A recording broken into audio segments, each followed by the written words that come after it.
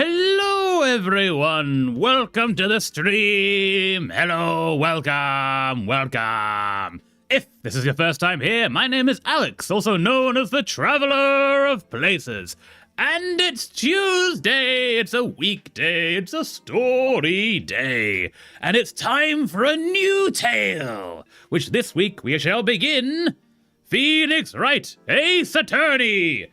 How y'all going? Hello Yuri, hello Jay, how are things? Hello telephone, how are things? Why, hello there. Yuri, you should get food. You are hungry. Also, welcome back, Jay. Seems you just got back. How are you going? So, I have never actually played this game. I've seen, I think Game Grumps played this, and I saw like a few episodes of that. But basically, we have the entire trilogy, and we're going to go through the first one, and then maybe we'll play some other games, and then we'll maybe come back to the second one, and over the course of however long, we'll just slowly go through this, because I like visual novels. It's going to be great. Trying to win chess? What? How's it going? Are you winning? How are things? Hi, Alex. Hi, Jay. How are things? Good luck, Telly. Yes, good luck, Telly. You can win. I know you can do it, Telly. I have faith in you. So, new game. Oh yeah, Traveler, why the hell are you playing Asexual Attorney? My dear buddy's interests shall never intersect. Shaking my head. I know. Ace representation, that's why. Always need ace representation. Aha! Also, yes, I don't know when the term ace came into being. Like, the concept of being ace has been around forever, obviously, but terms change. I don't know if the term ace came out before or after this game. So there's actually a good reading of that. Well caught. I'm gonna tell you, I'm not winning, Brad. Deer, why did I type deer? Deer also works. Deer in headlights. Maybe you're friends with a bunch of deer. There's nothing wrong with that. Deer are great friends, you know? They like bread. It's deer. Sorry, microphone. Okay, so let's play. Mwahaha! Episode 1, the first turnabout. He is terrifying. He is possessed. And he doesn't care. Or maybe he really does care. One of the two. She might be dead. Huh. Play the first turnabout. Yes! Should play all. Oh, that... Okay. So, I don't think I have to trigger warning this, except for the fact that I guess there is murder. Gasp! And I guess, yeah, there's murder and blood, but it's very cartoony. It should be fine. Damn it! Why me? Okay, I'm not controlling the speed of this. I can't get caught. Not like this! I've got to find someone to pin this on! Oh no! Has he got a bullet hole in his head? Or is that a bindi? Someone like him! It might just be a bindi. I'll make it look like he did it! Okay. I kind of want to be able to control the speed of this. August 3rd, 9:47 a.m., District Court. Defendant Lobby number 2. Okay, now I can control the speed of it. Okay. Bro, I can't laugh and you're making me... No! Laugh! Laughing is good! Why can't you laugh? No, that's really sad. Hope you can laugh. Laughing is fun. Hopefully we can control the speed from now on. I'm gonna guess not. Boy, am I nervous! Okay, we can, yeah. Okay, so I'm gonna try and give... I think Phoenix is the main character, so he's gonna have something close to my regular voice. We'll go with that. Boy, am I nervous! But maybe slightly American. Right! Okay, no, that's not how I thought it was. Right? Oh, hiya, Chief! Whew. I'm glad I made it on time. Well, I have to say, Phoenix, I'm impressed. Not everyone takes on a murder trial right off the bat like this. No one really should. I'm pretty sure you lead up to the murder trials? I know nothing about law. That feels like kind of a jumping in the deep end without limbs. Sort of expecting to sink. Seems like a bad idea. It's nighttime, so... Aw. I hate this bloody chessboard. Why? What's wrong with the chessboard? Also, why... It sounds like you don't like chess. Why are you trying to win chess if you can't... Like, what's the situation? Also, I know you can win it, Telly. Are you playing against a human or against a bot? Both valid. Not everyone takes on a murder trial right off the bat like this. It says a lot about you, and your client as well. It probably says more about the client to get a totally inexperienced lawyer. If the client had any choice for that matter. Thanks? Actually, it's because I owe him a favor. Okay, no, so the guy in the poster with the orange hair, who looks a little bit like Shaggy adjacent, he must be friends with Phoenix Wright, and just goes, Right, I need a favor. I'm going down for murder. I didn't do it, man. I don't like chess. There's a segment of chess, however. Oh? There's a segment of chess, however, that... If you don't like chess, well, you should not be playing it. It's a very good game, though. Like, chess is great, but don't force yourself into something you don't want to do. No. Actually, it's because I owe him a favor. A favor? You mean you knew the defendant before this case? That is a conflict of interest, I believe. Actually, I don't know if it's a conflict of interest. If he was a prosecutor, it would be a conflict of interest. He's the defending counsel. I guess that's fine. Like, he knows the defendant better. That's a good thing. It's not really a conflict, is it? It's like it's in the same line, going in the same direction, trying to help your friend. Huh. I need to pass to get further. I'm a checkers type guy. Checkers is great. Wait. What do you need? What are you trying to pass? Is it a game that has a chess section? Or like... I'm confused. Why would you need to pass chess? No! Well, I hate Unimo Kart. I'm still trying to win it. I like torturing myself. I'm a little masochistic. No! But also, yeah, that's valid. People do try to get through that. I've seen one person actually finish Unimo Kart, and I don't understand how. It took... I think she's a streamer. It took her like 10 years or however long Stardew's been out. Like, it's crazy. But they managed it. It's amazing. Telly, picking Discord for you. Nice! Indeed. Yeah. You mean you knew the defendant before this case? Yes. Actually, I kind of owe my current job to him. He's one of the reasons I became an attorney. He's just so involved in organized crime that I decided I needed to stop this guy. And now I'm defending him. And so, yeah, I kind of fell from grace there. The plan didn't work. Yeah. Technically, the defendants are on the bad guy's side. So... yeah. Harry Potter has a chess section. It does. But Telly, are you playing a Harry Potter game? Like... okay, is chess part of a larger game that you're playing? And this is just like one of the challenges you have to get through. Is my question, I guess. I can get to the mushroom level, so one before the last. So someday I can beat it. You can, Yuri. I have faith in you. You can beat Unimo Kart. I believe in you. Thank you, Jay. However, Discord is being a bee right now. No. One day. One day! Also, no, Discord being a bee, that's not good. Hope it's okay. He's one of the reasons I became an attorney. Well, that's news to me. I feel like she should know this. You don't drop this on your leading counsel, I'm gonna guess? The day of the trial, right? I want to help him out any way I can. I just really want to help him. I owe him that much. It's over! My life, everything, it's all over! Okay, who am I actually voicing there? Is that your client screaming over there? Yeah, it's him. Okay, wait, so he's Shaggy. Death, despair, oh! That's barely Shaggy.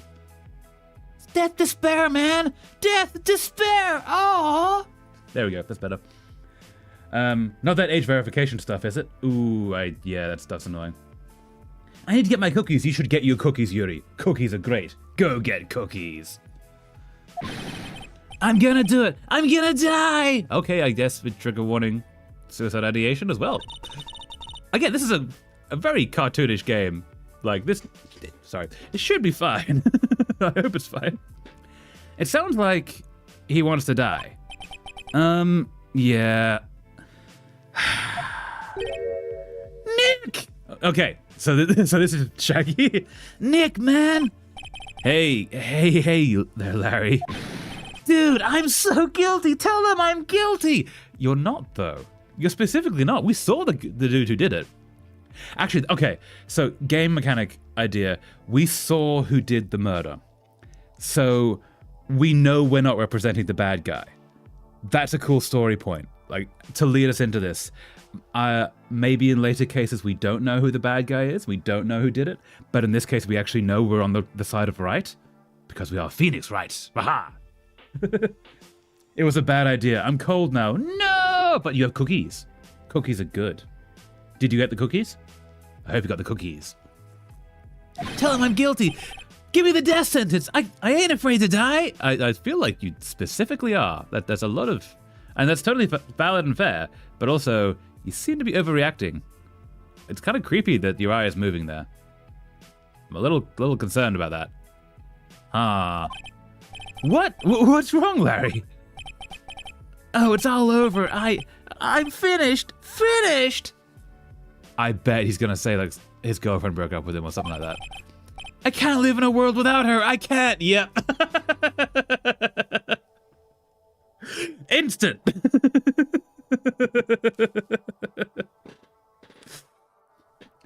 Laura Milford, hi, how's it going? Welcome, how are things? Yep, I got my cookies. Need to open them now. Yes, cookies are good. Get the cookies. Eat the cookies. Hi, Laura, yeah. Welcome to the madness. I can't live in a world without her. I can't. Who took her away from me, Nick? Who did this? Oh, wait, was his girlfriend the one who passed away? The murder victim? Oh, it would be really bad if it was. Oh.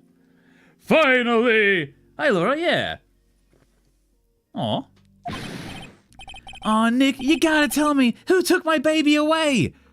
Okay, I think his girlfriend was the murder victim, in which case, if he's saying he's guilty, he did it. But he didn't, we know he didn't. So, what's he saying? Excuse my outburst. Oh, did you get through the chess thing, Tilly? You did the chess, you did it! Cookies! Who's got cookies? Yuri has cookies. Yuri, can you share the cookies with us? Things are nice now. Yay, I'm glad, Laura. Also, nice kitty profile picture. That's an awesome cat. No. But yeah, I'm glad things are nice, Laura. That's cool. Aw, Nick, you gotta tell me, who took my baby away? The person responsible for your girlfriend's death? The newspapers say it was you. Specifically, that's why we're here. We're in a courtroom for this whole deal. My name is Phoenix Wright. Dun dun dun. Private eye. Except not a private eye, actually a lawyer. Here's the story. Here's the sitch. My first case is a fairly simple one. Yuri share cookies. My cookies, no. That's fair. Yuri gets to keep Yuri's cookies. Also, Yuri, eat cookies, because cookies are good. Okay, so this is obviously the guy's girlfriend, which is unfortunate. A young woman was killed in her apartment. The guy they arrested was the unlucky sap dating her. Also, he left probably shortly before the murder happened. I guess. Larry Butts. My best friend since grade school. Aw, he's so freaking out, which is valid. His girlfriend was just murdered. Our school had a saying, when something smells, it's usually the butt. That's so unfortunate. No, poor guy. Thank you, I appreciate the compliment about the cat for an avatar. You're very welcome, Laura. Aw. Cry for the cookies? No, Jay, don't cry for the cookies. There will be more cookies. In the 23 years I've known him. Okay, wait. Grade school is... What age is grade school? Hold on, I'm going to Google that. What age is grade school? I also don't know if it's going to be on an American or a Japanese version. Like Japanese game, but obviously American translation. Grade school, I guess, can be between 6 and 13. So we could be 29 or we could be 36. I'm going to guess we're in our 20s, though, so from the way that we're acting in general. Like, we're a new lawyer, so we've gone through university. So I guess, yeah, 7-ish years of university.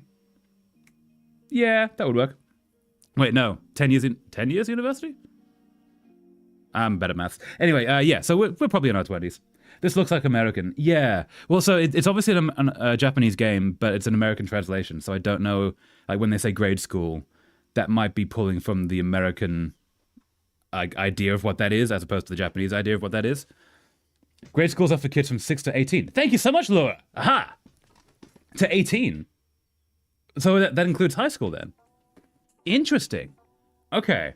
So, yeah. I don't think we're going to be in our 40s. I feel like we're a very new lawyer. Also, this is our first case.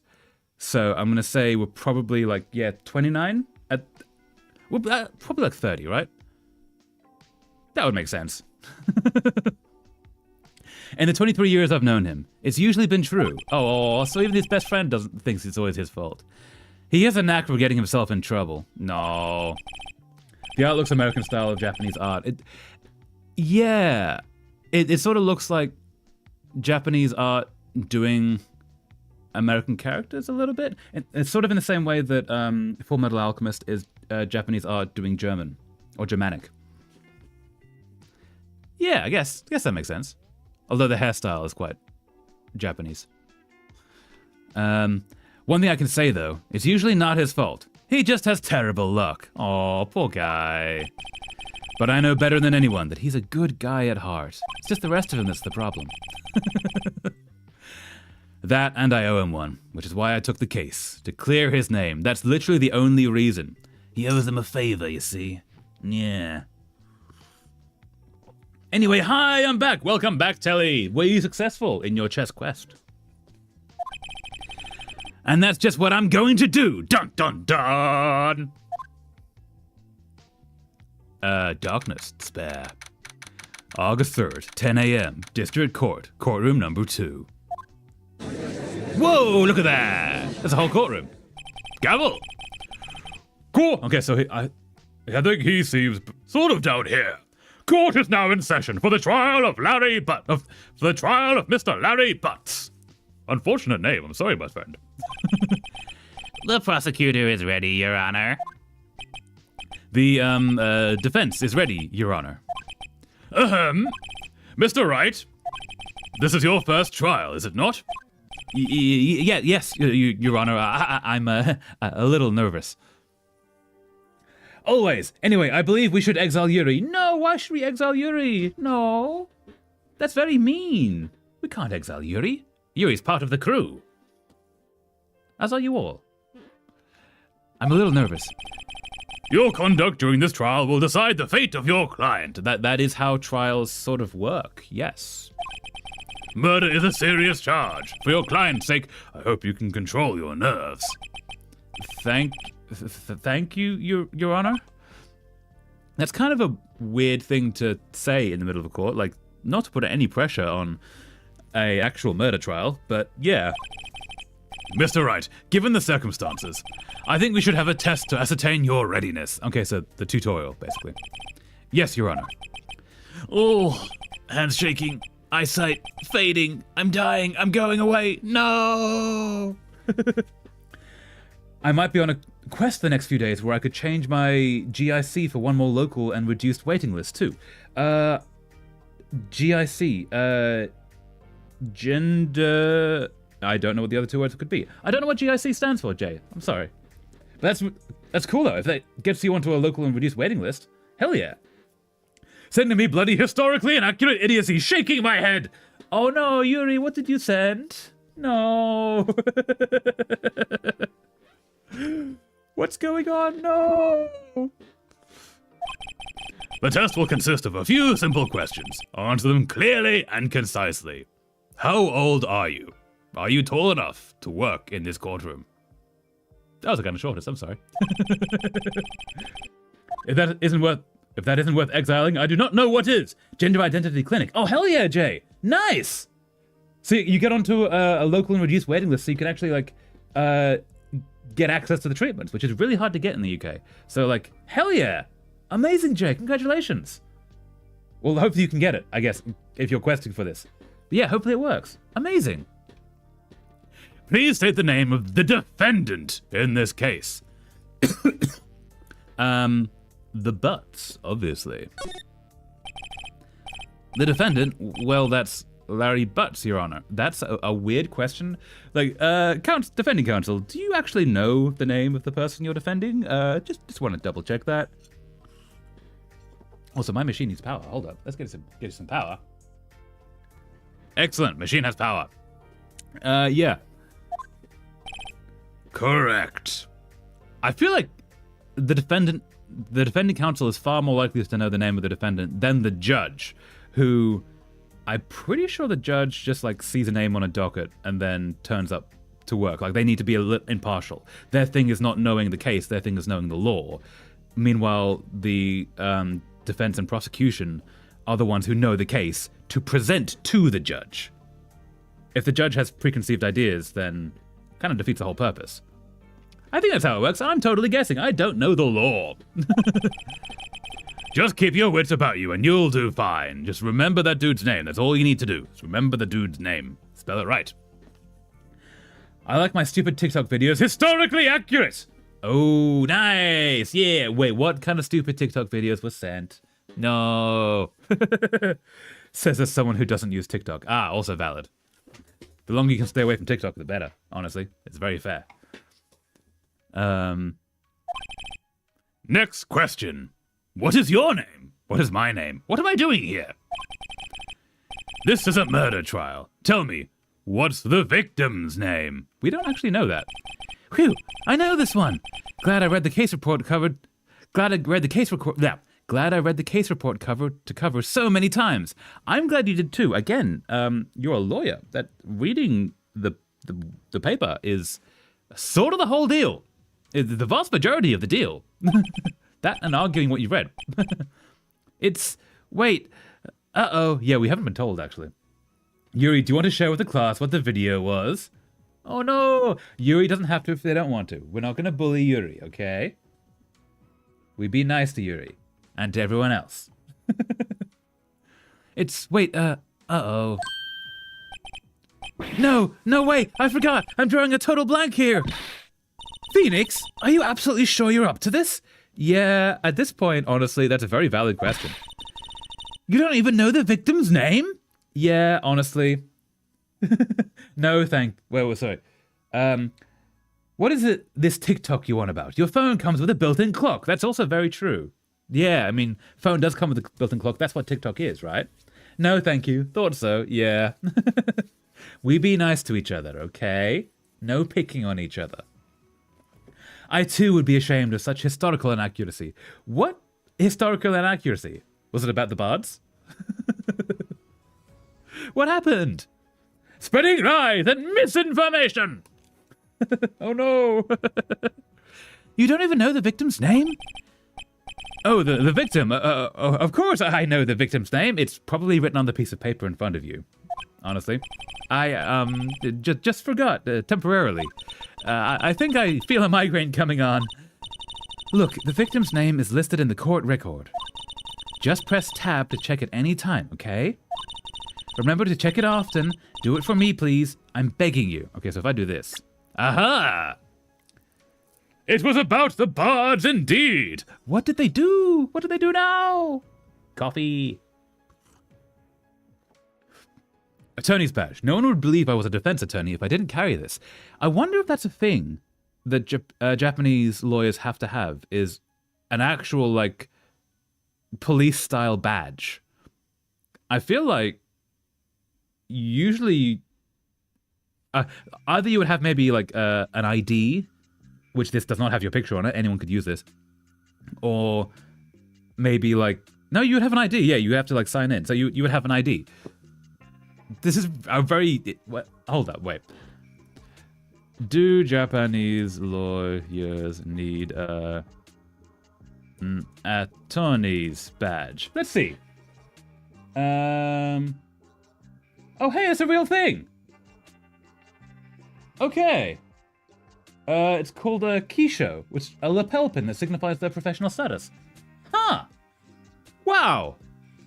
That's kind of cool. Okay, so that is a real thing. I feel like that's not the most effective thing. Again, like a photo ID maybe as well is a good idea. But that's kind of cool. I respect that. I see you saw my chessboard. Aha!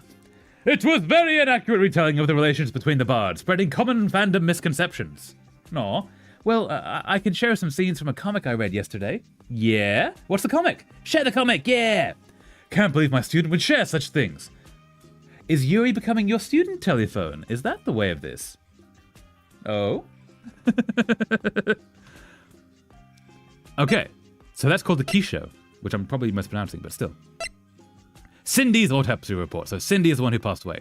Time of death, 31st of July.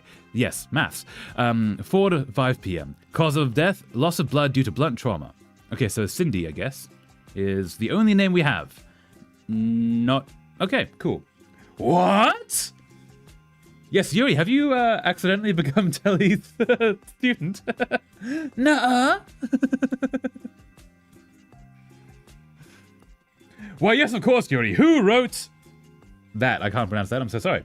Just check if the badge wasn't an American too. It is not. Oh, just check if the badge wasn't an American thing too. It is not. Yeah, so it's just Japanese.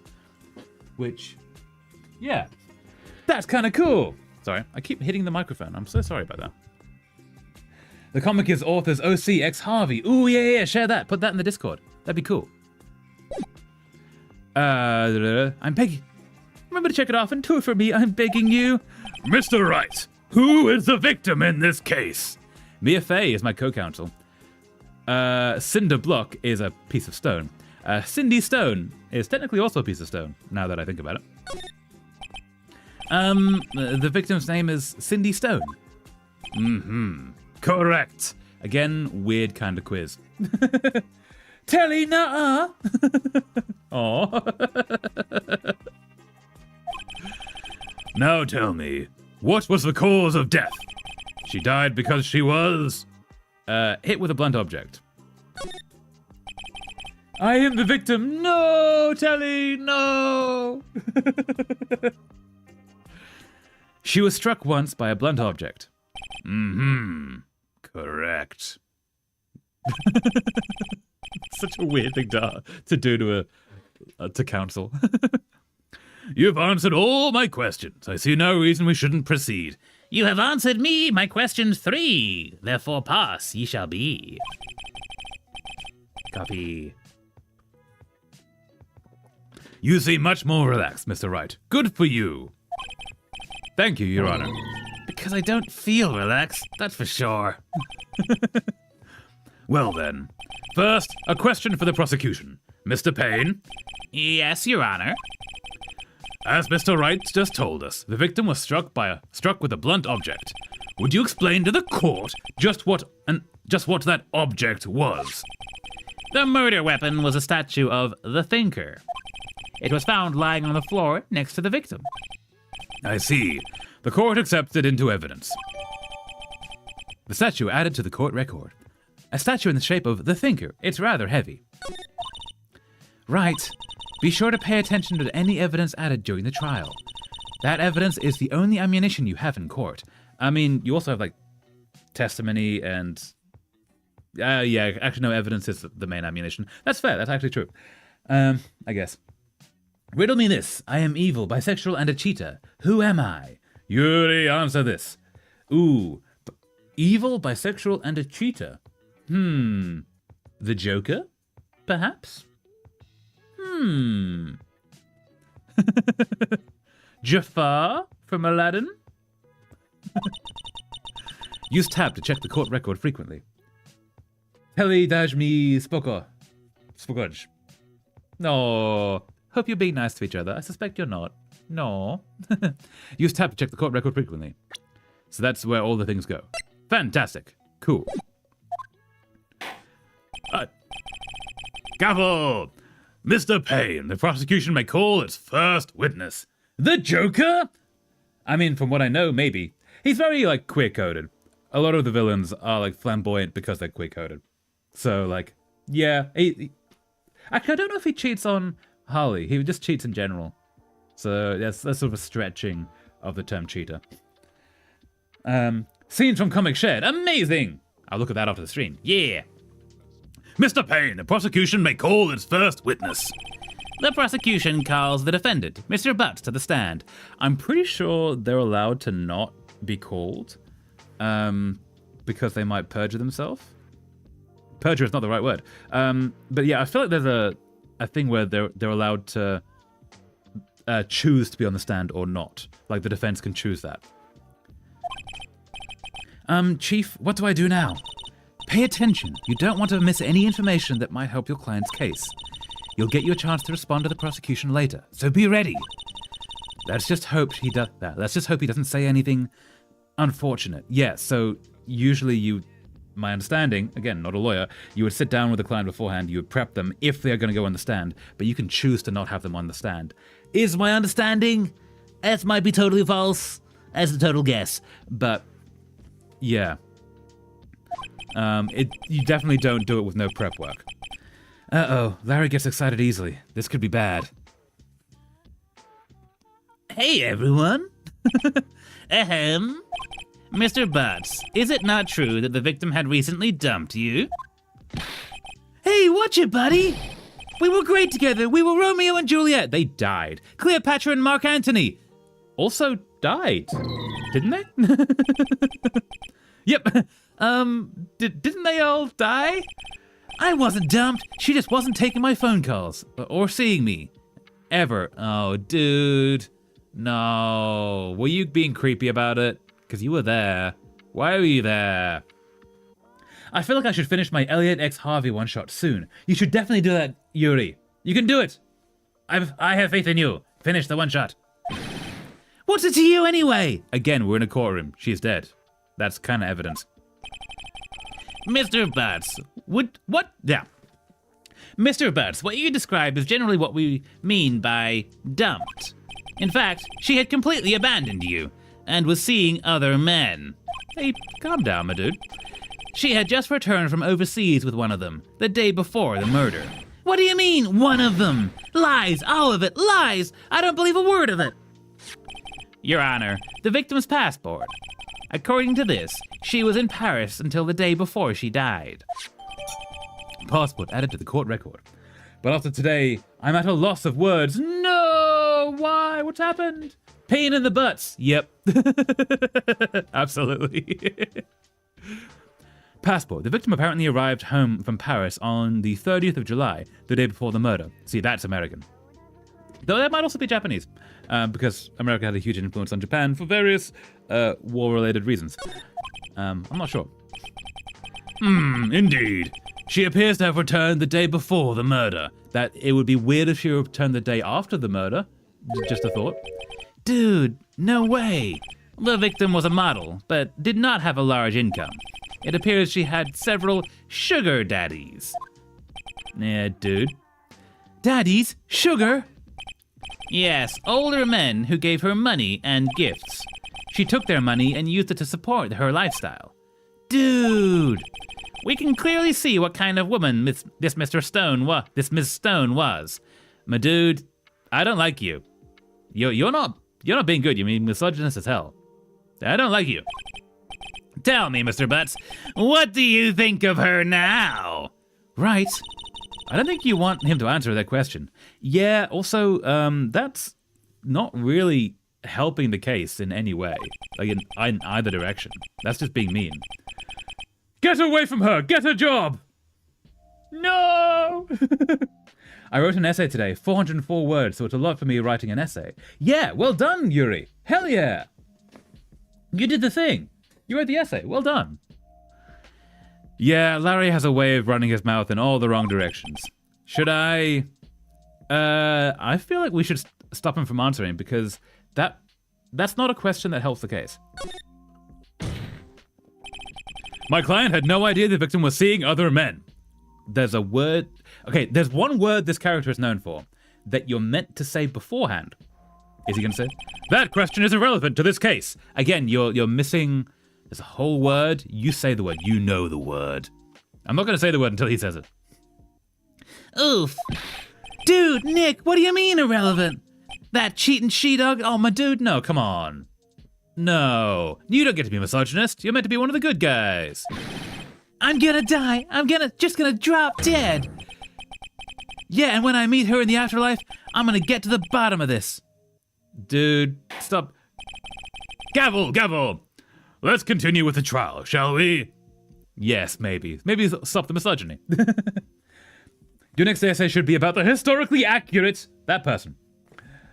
Phoenix forgot heartbreak. No! Yeah. How did Phoenix forget the one word, which I'm not going to say until he says it. We have to work up to this word. Let's continue the trial, shall we? I believe the accused motive is clear to everyone. Yes, quite. Oh boy, this is not looking good. Yeah, but it's not motive alone that is required. It's also means. Objectification, obliteration, something like that. Something near to that, you know? It's not quite. We'll see. See if he eventually says it. Next question. You went to the victim's apartment on the day of the murder, did you not? Oh, yeah, why were you there if you broke up with her? Well, did you or did you not? Well, maybe I did and maybe I didn't. Again, like, we're in the court of law. That's actually a valid question to ask. Uh-oh, he went. What do I do? Here. Okay, so that's a very valid question. We do kind of need to know the answer to that question. It's not in his best interests to answer. I'm half listening and this pain guy is getting on my nerves. So Pietrek Core, yeah, this guy is a problem. Like, how, okay. In a regular case, we would object. Which is maybe a word that would be useful for this guy to know in the near future. But, like, I guess we should have him answer, because we do need to know if he was there. Sure. I know, I'll send him a signal. Tell the truth! Mental mind link. Also, let's double check. I'll send him a signal. Yes, okay, cool. Yeah, I was there. I went. What? Okay, was that the truth? Gavel! Order! Well, Mr. Butts. Dude, chill. She wasn't home, man. So, like, I didn't see her. Objection! No, that was the word. Okay, the other guy said it first. No, you don't get to steal our word. Objection! Your Honor, the defendant is lying. This helps your case. Him being there helps your case. Lying? The prosecution would like to call a witness who can prove Mr. Butts is lying. You've already got a witness on the stand. We get to cross-examine him first. You don't get to just throw witnesses out, do you? I don't think you do. Well, that simplifies matters. Who is your witness? The man who found the victim's body. In a locked room. I wonder how he got into that locked room. Just before making the gruesome discovery, He saw the defendant fleeing the scene of the crime. Did he though? Order! Order in the court! Mr. Payne, the prosecution may call its witness. Yes, Your Honor. This is bad. On the day of the murder, my witness was selling newspapers at the victim's building. Please bring Mr. Frank Sawit? I hope I'm saying that correct. to the stand. Okay, so that's probably been yeah. Mr. Sawit, you sell newspaper subscriptions. Is that correct? Oh my, yeah. Oh yes, newspapers, yes. Again, she was inside a room with the door closed. I have questions. I assume the door's closed. I have questions as to how he found her. Mr. Sawit, you may proceed with your testimony. Please tell the court what you saw on the day of the murder. Witness testimony! Witnesses count. Okay, what's happening? I was going door to door selling subscriptions when I saw a man fleeing an apartment. I thought he must be in a hurry because he left the door half open behind him. Okay. Bro is weird. Bro is so weird. Thinking it strange, I looked inside the apartment. Then I saw her lying there, a woman not moving, dead. Not really pointing out the blood for some reason. That would maybe draw the eye. I quailed in fright and found myself unable to go inside. Unable to go inside, indeed. I thought to call the police immediately. However, the phone in her apartment wasn't working. Okay, I don't know the time period, so I don't know if cell phones were a common thing at this point. I went to a nearby park and found a public phone. I feel like there's going to be a public phone before that park. If cell phones are not so common a thing, also looking at the landline there, that's early 2000s technology, so that, yeah, cell phones exist, but they're not the most common thing. Although if he sells newspapers, he might have one. There would be a public phone before the park, right? There's probably one downstairs. I remember the time exactly. It was 1 p.m. Hold up. 1 p.m.? No. It was between 4 and 5 p.m. Wait, wasn't the room locked? I thought the room was locked, but I might have imagined that. I guess we didn't see the door, so... Yeah, he might have left the door open, and he was the one who would know that. When does the red one show up? The red one? I don't know who... Oh, the red one. So my theory is... It's not Edgelord. What's his name? Edgeworth? Yeah, the sort of opponent in most of the cases. I believe this is the tutorial, basically. And so we're going to get rid of the annoying guy and we're going to get Edgeworth for, like, the next big case. I suspect this is going to not be that long, is my assumption. I remember the time exactly. It was 1 p.m. The man who ran was, without a doubt, the defendant sitting right over there. Okay, so we know it wasn't 1 p.m. Larry, why didn't you tell the truth? Edgeworth indeed. Yeah. Not Edgelord, Edgeworth. He's worth the edge. I can't defend you against a testimony like that. You 100% can. Incidentally, why wasn't the phone in the victim's apartment working? Good question. Your Honor, at the time of the murder, there was a blackout in the building. So, funny thing, phones don't... Okay, this might not be true of every country. It's true of the countries that I've experienced it in. Phones don't run on the mains power. They run on the phone power, which means that phones work in a blackout. Landlines that have... what's the name? An air gap, maybe... No, they should still work. This is so that you can call emergency services in a blackout. Landlines will often still work because the phone line has power in it to run that section. This is at least true it's in Australia. I think it's in the UK. It might be in the States.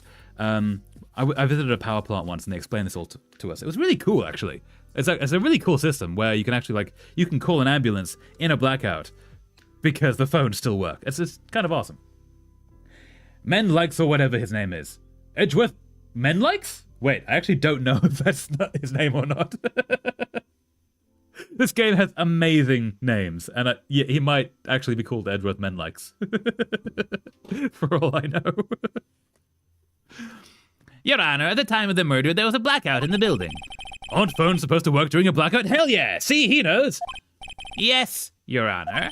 However, some cordless phones do not function normally. So cordless phones have a battery inside of them, so it's actually, even more functioning. The phone that Mr. Sawit used was one of those. Your Honor, I have a record of the blackout for your perusal. Electricity in Mrs. Stone's building was out from noon till 6 p.m. on the day of the crime, so that does cover the crime time. Both the time that he was there, or quote-unquote there, when he wasn't, but also to the time of the actual murder between 4 and 5. Okay, we're getting there.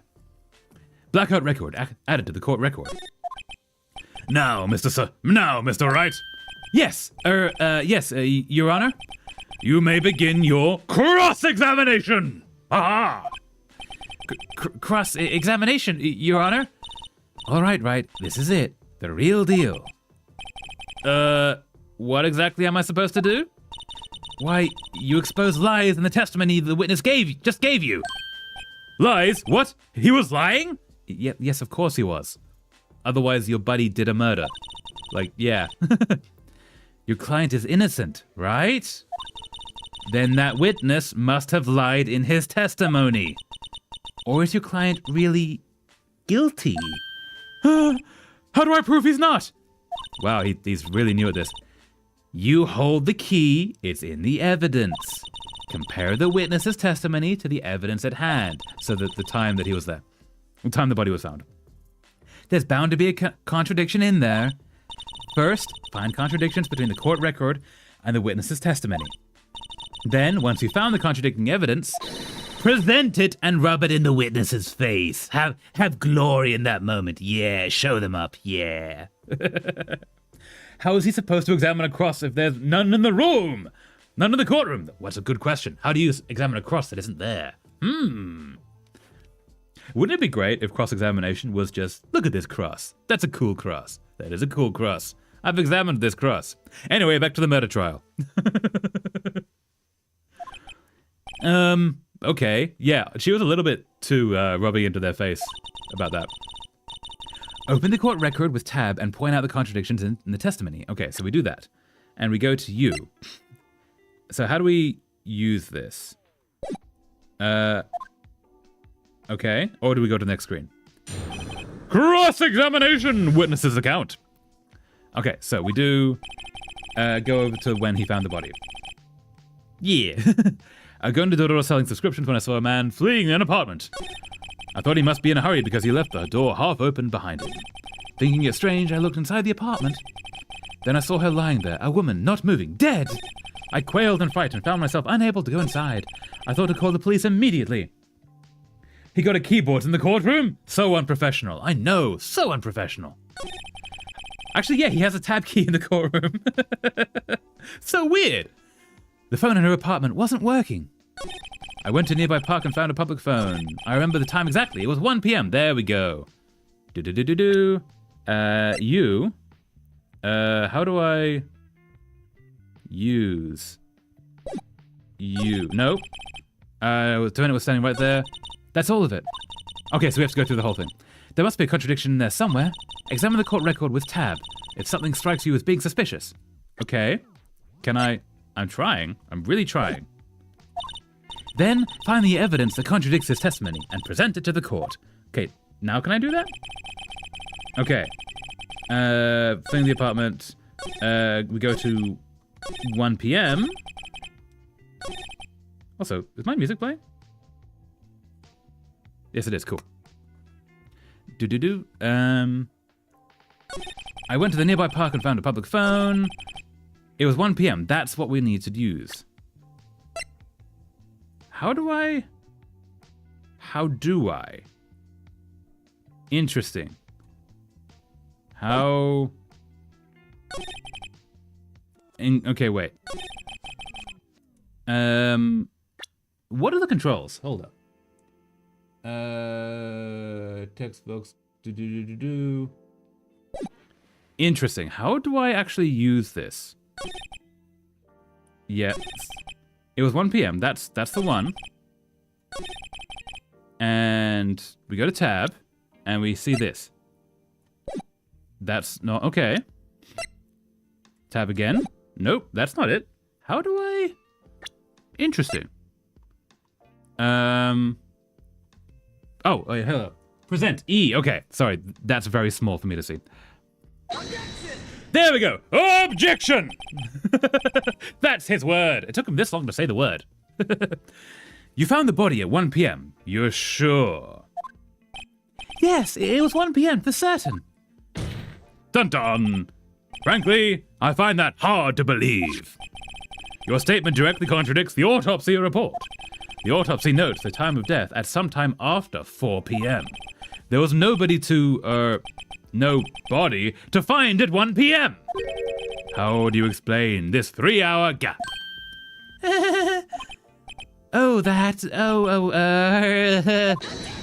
Objection!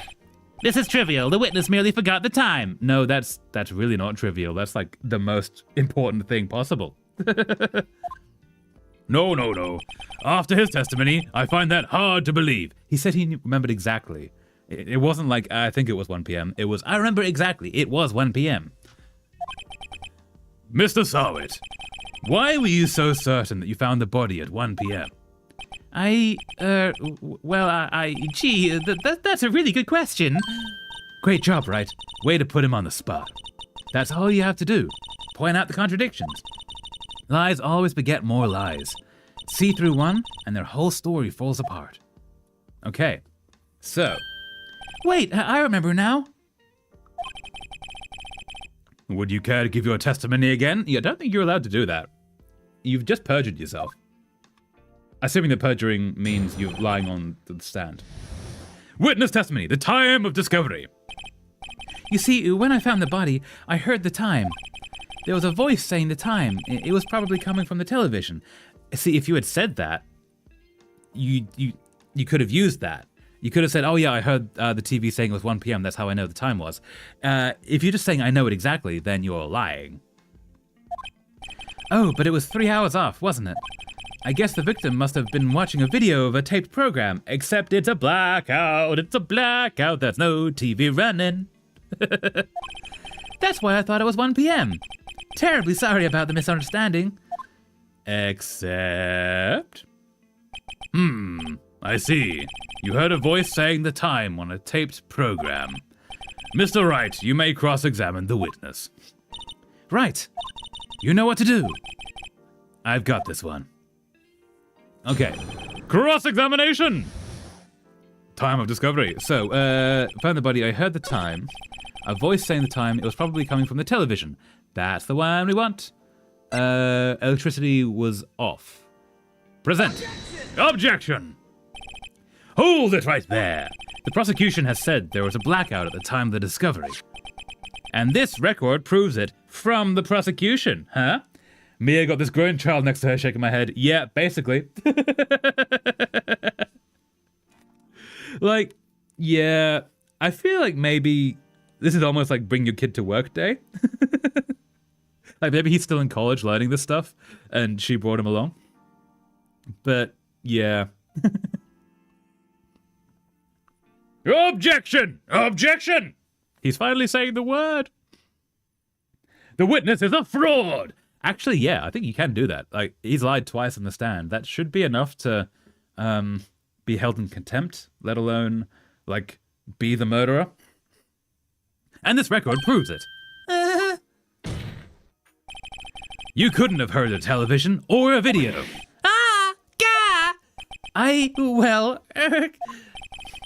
The defense has a point. Do you have an explanation for this, Mr. Sowit?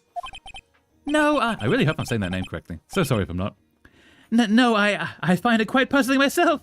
Quite. Wait, I remember now. Lawyers, now! Yeah, get him! Mr. Sowit, the court would prefer to hear an accurate testimony from the very beginning. Yeah, if you straight up lie in a courtroom, I'm pretty sure that's illegal. I'm pretty sure it's not a preference thing. It's like, just straight up illegal. These constant corrections are harming your credibility. That and you seem rather distraught. That actually is, on the stand is quite a nerve-wracking experience, is my understanding. Not done it myself. That you could be nervous on the stand. That makes sense. Although, my apologies, Your Honor. It must have been the shock of finding the body, which was how recently? How recently did this happen? Like, this probably isn't happening within 2 days, is it? Very well, Mr. Sowit. Let's hear your testimony once more, please. Just in case. Witness testimony. Hearing the time. Actually, I didn't hear the time. I saw it. Okay. There was a table clock in the apartment. Wasn't there? Table clocks don't stop with, blackouts. Yeah, the murder weapon. The killer used it to hit the victim. It wasn't that. Wait. He might not know that. I mean, he would. He's the murderer. But he, as the one who found it, might not know it was the murder weapon? That must have been what I saw. Yeah?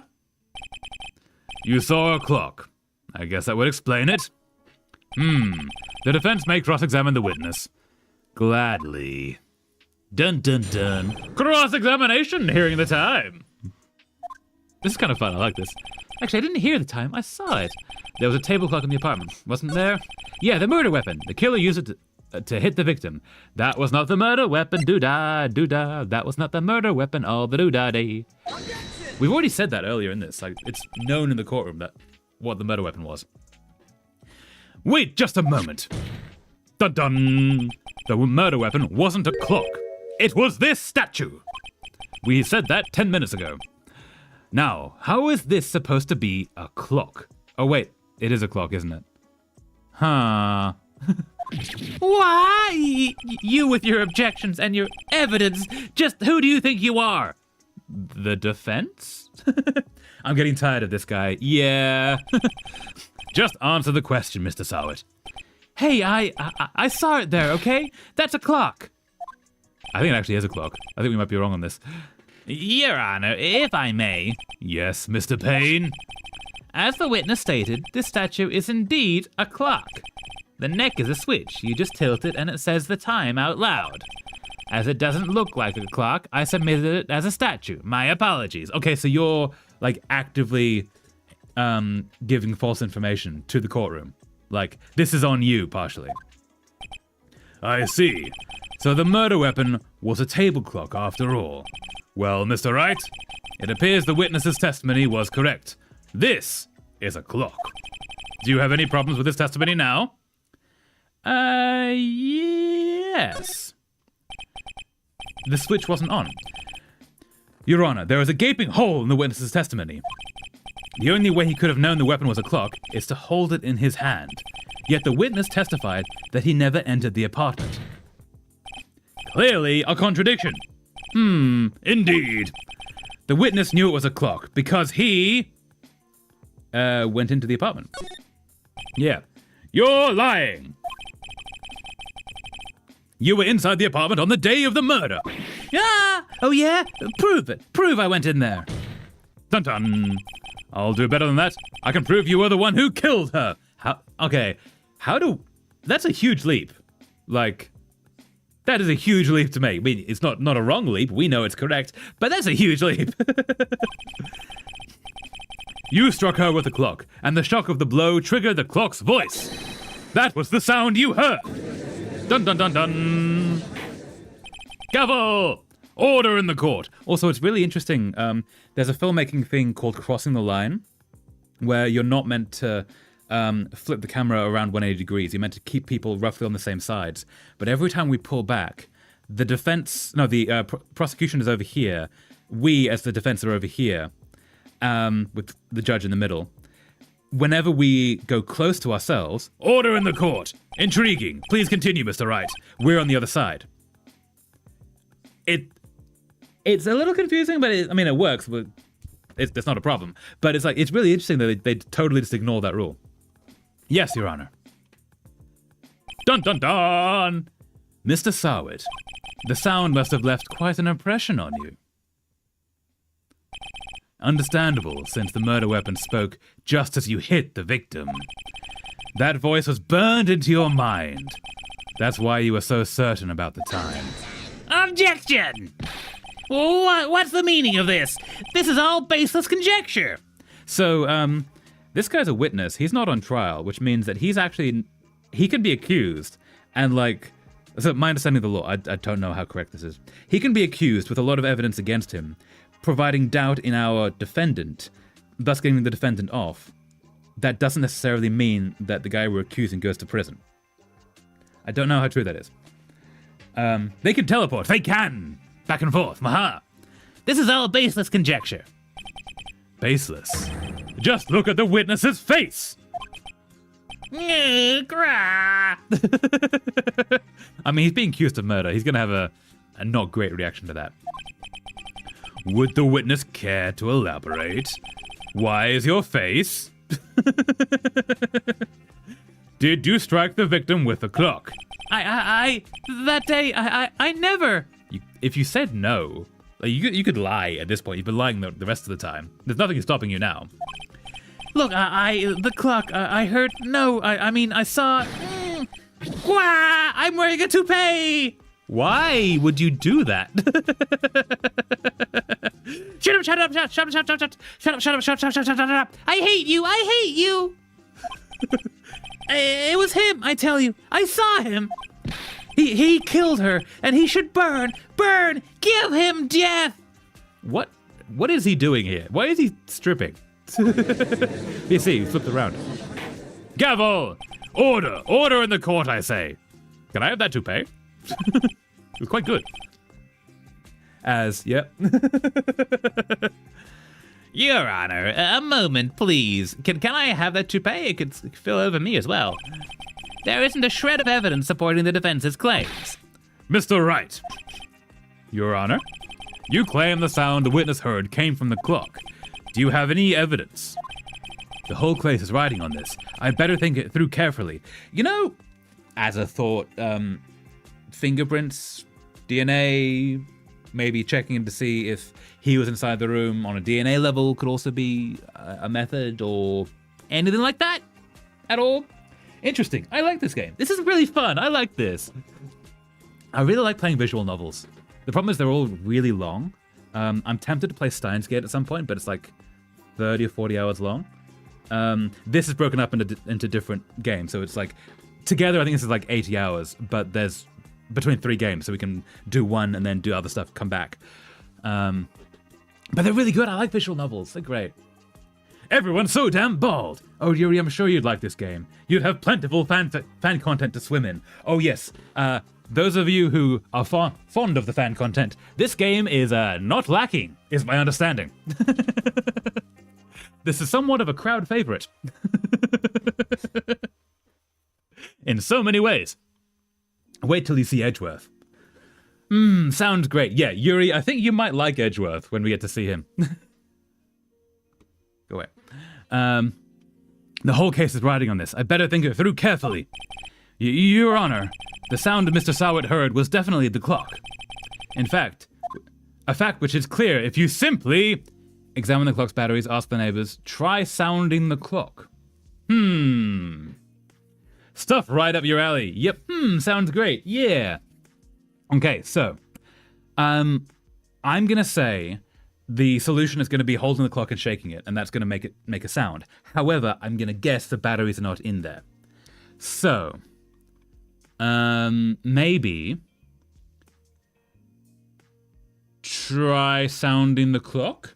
Oh, Yuri won't like Edgeworth, but he will like playing dolls with Edgeworth.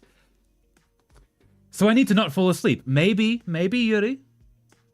If you can stay up, you might just meet an Edgeworth. You might. Okay, so it's going to be one of those, asking the neighbors. Maybe? We could totally ask the neighbors about the whole thing anyway. That seems like a good idea. Yeah. Let's sound the clock now, here in this court. Your Honor, may I have the clock? I ask the court to listen very carefully. Beep. I think it's 8:25. That certainly is a strange way to announce the time. Well, he is the thinker, after all. Oh, wait, that was the clock saying that. Okay, cool. So, we've heard the clock. What are your conclusions, Mr. Wright? Mr. Payne, can you tell me what time it is now? It's 11:25. So the time is wrong. But I need to wake up at 6:10. No! Sleep is good, Yuri.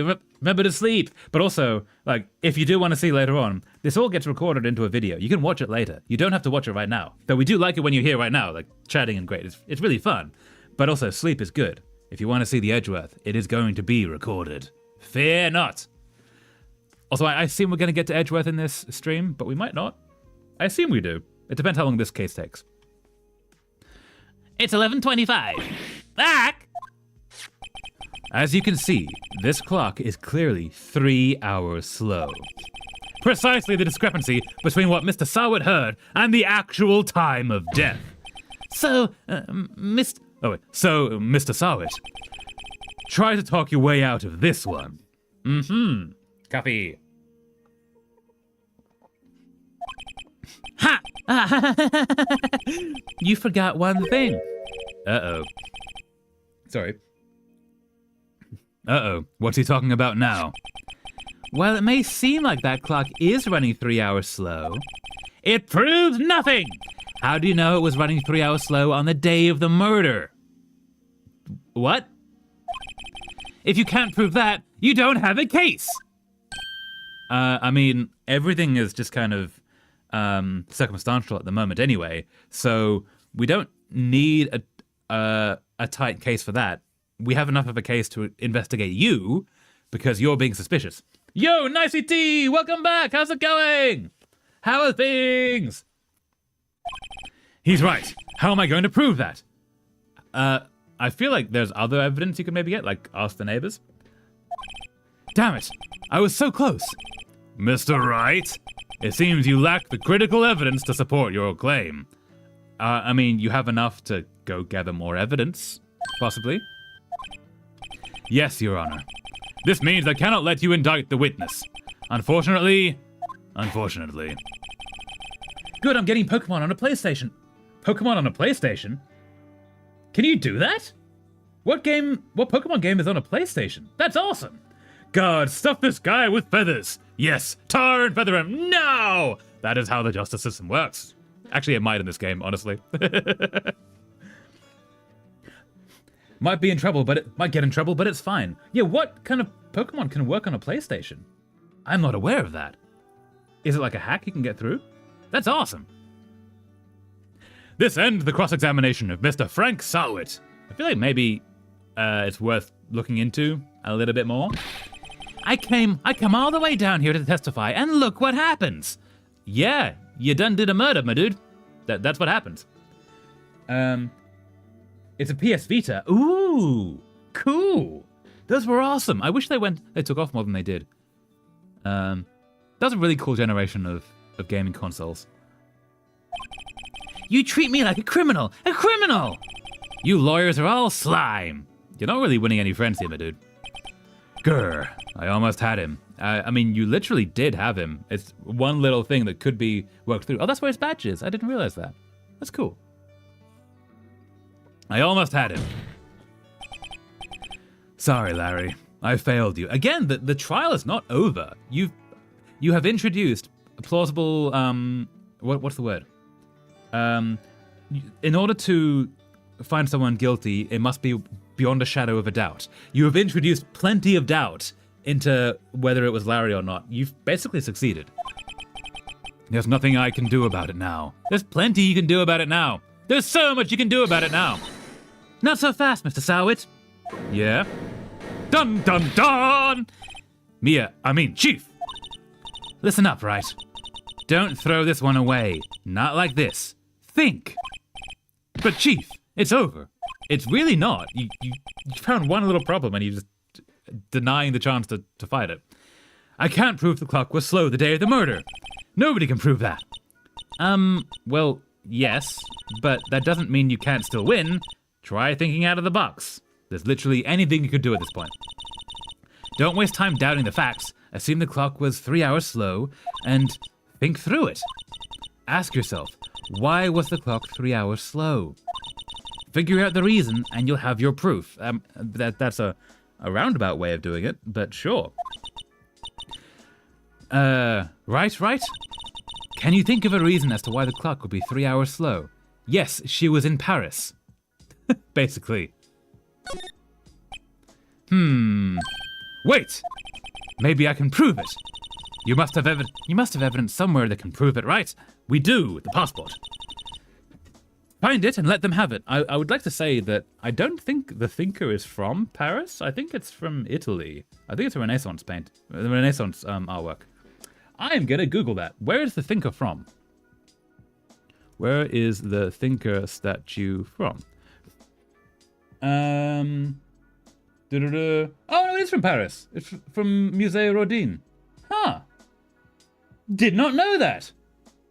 Okay, so yeah, she got the statue while she was in Paris, and that's why it was set to that way. Okay, so a solar storm affected the clock. Maybe astral forms did.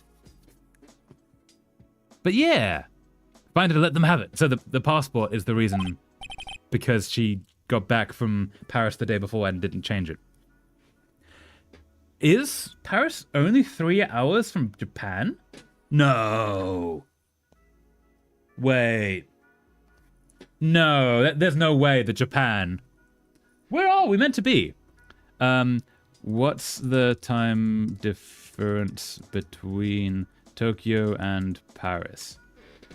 4 hours? 4 hours. No, 8 hours. Yeah, wait.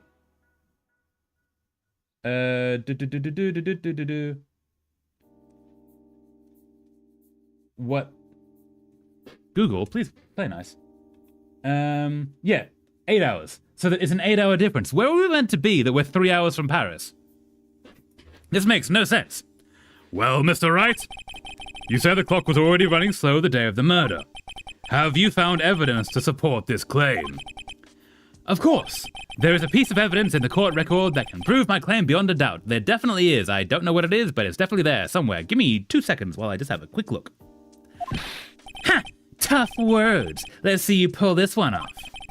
Let's see this evidence that proves why the clock was running slow. The passport. Present. Present! Take that! I would love if people in courtrooms actually just started screaming, object! No, they do scream objection, but take that! Ha-ha! We have evidence! Ha-ha! The victim had just returned home from abroad the day before the murder. As we all know, the time difference between here and Paris is 9 hours. Oh, okay, because daylight savings. Okay, yeah, so 9 hours does happen. Which means it's not 3 hours, it's 9 hours. And it's a 12-hour clock. That's actually quite clever. Okay, I respect that. You know what? Well done. When it's 4 p.m. here, it's 1 a.m. the next day there. The clock wasn't 3 hours slow. It was 9 hours fast. The victim hadn't reset her clock since returning home. That's why the time you heard when you struck her dead in her apartment was wrong. Dun-dun! Proof enough for you, Mr. Sowett? Or should I say, Mr. Did It? You need to work on your nicknames, my dude. That's... I guess it's fine. Like, Mr. Murderer could also work. Mr. Did It is... I guess it rhymes with Sowett. Oh, nah, yeah. You gotta work on that. No. He has rabies. That's, is he okay? I think he died. Oh, order, I say, and maybe an ambulance, because wow, is he okay? Huh. That's also a problem. Well, no. Well? Mr. Saw It. Yeah, like okay, I guess that does work. Mr. Saw It, Mr. Did It. I guess. Yeah, you know what? That is correct. Yeah, you know, I'll give you that. I guess that works. This case has certainly turned out differently than we all expected. We called the only witness that was actually the murderer. Lucky that, and the prosecution did that. For some reason. So, yeah, well done. Mr. Payne, your witness? He was arrested and has been taken away, Your Honor. Mm-hmm. Very well. Mr. Wright? Yes, Your Honor? I have to say, I am impressed. That made no sense, but you made it work. I don't think I've ever seen someone complete a defense so quickly. Yeah, usually that takes like months. So you did it in like 20 minutes. No, I lie, you did it in about an hour. But yeah. And find the true culprit at the same time. Thank you, Your Honor. At this point, this is only a formality, but this court finds the defendant, Mr. Larry Butts, again, such an unfortunate name, not guilty! They had confetti at the ready. Gavel, please stop the confetti. That's such a weird thing we installed. Why did we do that? I want actual courtrooms to have confetti built into them just for fun. That would be so cool. Courtrooms should definitely be more fun, not a serious place at all. And with that, this court is adjourned. Dun dun dun! It turns out that Frank Sowett was a common burglar. He posed as a newspaper salesman to check and see when people were out of the house. Also, he thought she was still in Paris when he came by. Confetti is perfectly normal. Totally normal in a courtroom. Yeah. That day, when Larry went to her apartment, the victim wasn't home. After he left, Mr. Sarrett let himself in to do his dirty work. While he was searching her place, the victim returned. I thought she returned the day before. Flustered, Mr. Sarrett grabbed the nearest blunt object he could find. Okay, no, she was at the shops, right. She didn't return from Paris. And he just did a murder on her? I feel like there's better things to do in that situation. Like run. August 3rd, 2:32 p.m. District Court, Defendant Lobby number 2. Whew, I still can't believe we won. Right, good job in there. Congratulations. Thanks, Chief. I owe it all to you. Not at all. Not at all. You fought your own battles in there, though I did have to totally stop you from throwing in the towel at one point for no reason at all. You think 21 black pens is enough for some paperwork, or nah? 21 black pens, I think you need 22, honestly. Just in case, because that last one, you don't want it to run out of ink. You need one more just to be safe, I'm going to say. But also, do the paperwork. Paperwork should be done. And then it is complete and done. Yeah. Not at all, not at all. You fought your own battles in there. It's been a while since I've seen a trial end on such a satisfying note. There was confetti and everything. I've never seen the chief looking this happy. If she's this glad, imagine how Larry must feel. My life is over! Truth nuke! Truth nuke! My life is over! Larry, you're supposed to be happy. What's wrong now? Should have considered that. Yeah. Aw, Nick. Don't worry about me. I'll be dead and gone soon. What are you doing? Larry, don't do anything rash. Good. Wait, no, I mean, bad.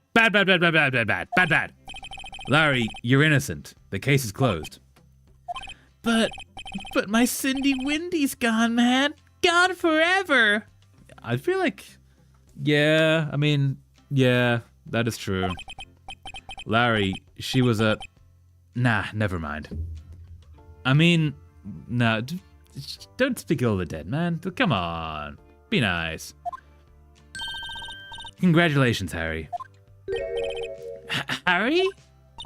Yes, you. I can practically see the headlines now. Harry Butts, innocent. Isn't his name Larry? Thanks. I really owe you one. I won't forget this, ever. Let's celebrate. Dinner, movie, my treat. He's already hitting on her. Oh, no, I couldn't. That is incredibly, like, not appropriate. I think. Maybe. Hey, I was the one who got you off the hook. Oh, hey! Here, take this. It's a present. Why do you have that? That's a murder weapon. Why do you have that? A present for me? Wait, wasn't this the evidence that... Actually, I made this clock for her. Oh, he has another one. Dang. Harry but innocent. Heartwarming. No. Yeah. Actually, I made this clock for her. Really? I made one for her and one for me. Oh, okay. Why do you have it with you in the courtroom? That also, you could have used that in evidence as saying, like, yeah, I made it. It's a clock. This is how it works. Like, what? Really? You made this? Well, thank you. I'll keep it as a memento. Yo, Nick. Can you believe it? I was so into that chick. And she was just playing me for a fool. I'm not sure she was. Don't that make you want to just cry? Aww. I think she broke up with you because she legitimately broke up with you, my dude. Larry... are you so sure? Excuse me? I think she thought quite a lot of you, in her own way. Nah, you don't gotta sympathize with me. It's okay. Oh, I'm not just sympathizing, really. Isn't that right, Wright? Don't you have something to show your friend? Something that proves how she felt about him? Huh? Yeah, right. What the heck is she talking about? A statue of the thinker. She still had the stature of the thinker. What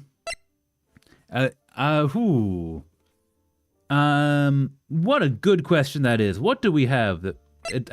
Us being a lawyer is what we have. Her cause of death? Maybe? No, it's probably going to be this. It's rather heavy. Maybe it's... I mean, she took it with her to Paris. It's got to be that, right? Take that! Take that! Check this out, Larry. Proof positive you weren't just some chump to her. Huh? What about this clock? This is the clock you made for her, Larry. And she took it with her when she traveled. Whatever, she probably just needed a clock, that's all. You think so? You think so? It's a pretty heavy clock to take traveling. Yeah, you have a very strict weight limit, especially like at this time. It went up a little bit after this. But yeah, like, you don't take a really heavy thing for no reason. Well, make of it what you will. Hey, Nick. I'm glad I asked you to be my lawyer. Really, I am. Thanks. I hope that made him feel a little better. Aww. Best friends. Right? I hope you see the importance of evidence now. Lawyer, yes. Did lawyer not see importance in evidence before? Is lawyer. What? Also, hopefully you realize things change depending on how you look at them. Again, lawyer. Spinning stories is... spinning a story to prove a point is the point of a lawyer. People, too. We never really know if our clients are guilty or innocent. Yuri, I'm guessing that word is sleep. All we can do is believe in them. And in order to believe them, you have to believe in yourself. That's not entirely true, but sure. Right? Listen, learn, grow strong, be better. Bigger, better, faster, stronger. Never let go of what you believe in. Never. Dun dun dun. Well, I think our work here is done. Shall we be off? Yeah, I guess so. We only do one case in a day, apparently. Say, how about dinner? On me. We'll drink a toast to innocent butts. Yeah. They done got Yuri. They done got Yuri. No, Yuri. No. Hopefully Yuri is asleep, because sleep is good. We'll drink a toast to innocent butts. Yeah. Oh, speaking of Harry. Larry? You were saying part of why you became a lawyer was because of him. Yeah, part at least. You went through many years of training because of him? Her hair vent is enormous. It really is. Yeah. You'll have to tell me more about it sometime. Maybe over drinks? Maybe? And so my first trial came to a close. Larry slapped me on the back and said, "Gee, Nick, it's good to have friends." It really is, I guess. Sure. But I'm pretty sure he's not going to pay us, unless you count the clock he gave Mia. So we're broke. We're trapped. We can't afford the drinks. We're screwed. I didn't know it then, but that clock was soon going to be the center of another incident, as I murder someone else. I murder him. That's how that works. He doesn't pay us, so we got to go hunt his ass. Hunt his butts. And my promise to tell the chief about me and Larry. You are secretly a couple. For many years. For the last 23 years. But, it was viewed so poorly at the time, unfortunately, that they kept it secret. But they were, in fact, lovers. Yeah. Would be one promise that I wouldn't be able to keep. Oh no, why? Why not? The end! Okay, so that, I believe, was the tutorial. Basically, to explain how the game functions. We have cleared Chapter 1. A brand new episode has been added. Dun dun dun! Oh, he's fabulous. Look at those rings. Okay, saving content. Save your progress up to this point? Yes! Absolutely. 1. Maha. We've got a little cash. We can't live off cashew. I value your work, but here's bills to pay. There's bills to pay. Yeah, absolutely. You know, you're not paying me, so I'm gonna have to hunt your butts. unfortunately. Cool. So, no, we've already saved that. Cool. So here we go.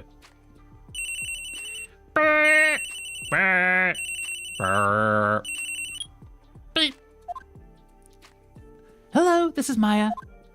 Hey, Maya, it's me. Mia, what's up? You haven't called in a while. Sorry, I've been so busy. How have you been? Well, lonely. It's all your fault. Nah, I'm just teasing. I've been great. I'm finally getting used to having my own place. No, she's moved out on her own. That's good to hear. Actually, I'm calling because I have a favor to ask. I know. You want me to hold evidence for you. What scam have you been running? Why is that the first thing you think of? Okay, so Mia is our boss, chief counsel. Why is someone holding evidence for her? You're not meant to... That sounds so scammy. But there isn't really official lyrics to go off of. Wait, sorry, you're referencing a song? Actually, I'm not sure if the second, the word in the second line is cashew. Yes, I don't know the song. Sorry. Sorry, I don't get the reference. I know. You want me to hold evidence for you? Sharp as always. There's a lot of buzz around the upcoming trial. I just don't feel safe keeping the evidence here. It shouldn't be there either. It should be in the police lockup. It's evidence. The cops, the lawyers don't hold on to the evidence, as far as I know. I am indeed. No, sorry that I'm missing the reference. No. I'm really bad at getting references like that. Sorry. I just don't feel safe keeping the evidence here. I gotcha. So, what is it this time? It's an AK-47. It's a clock. A clock? Yeah, it's made to look like that statue, the thinker, and it tells you the time. Why is it still evidence? Are we doing another case with it? It's I'll Only Support Your Art for So Long by Menage a Twang. I don't know that song at all. Ooh, cool. I might try and listen to that after the stream. Cool. I thought you might like it. You always liked toys.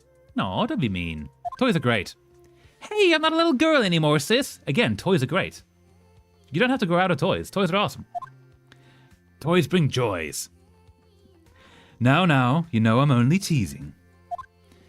I should probably tell you, the clock isn't talking right now. Huh? It's not working? That's lame. I have to take the clockwork out. Sorry. Why? What did you put inside?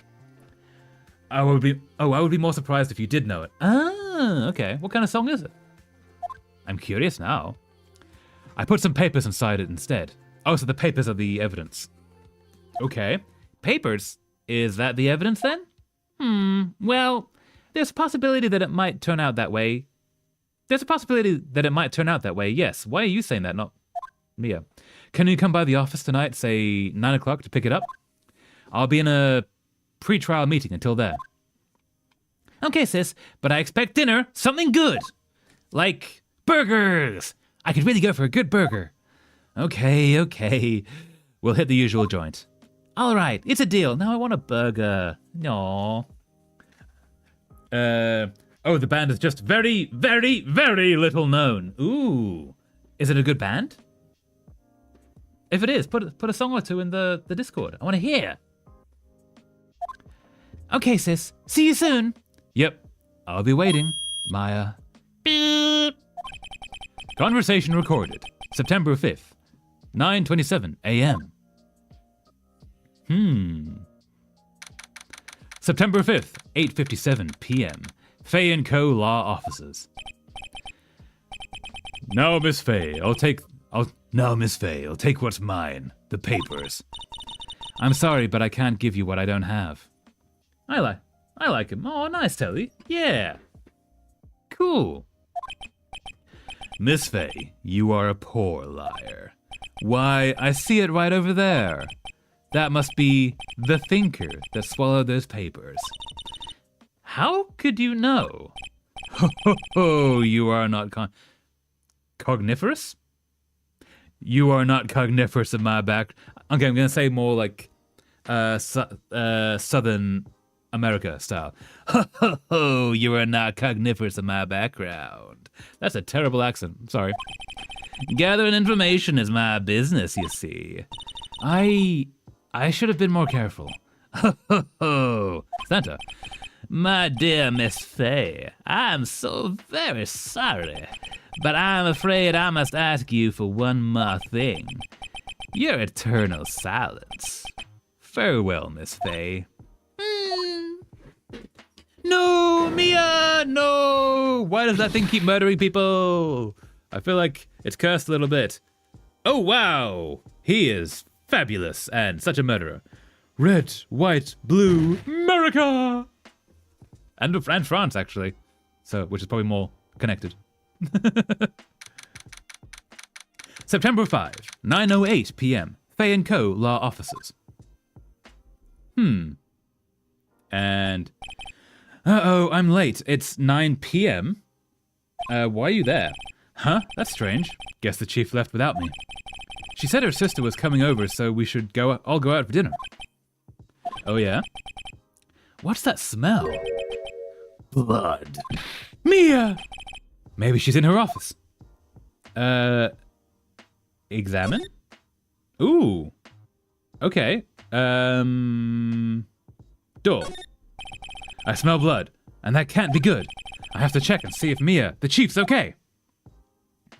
Okay. Is there anything I should be checking here? Probably not. Move. Into the office. That smell. Blood! Sis! Someone's there! Sis! Mia, no! Murdered with a murder weapon that already did a murder beforehand. No! Chief! Chief! Chief! Oh, they have matching necklaces. No. No. Who are you?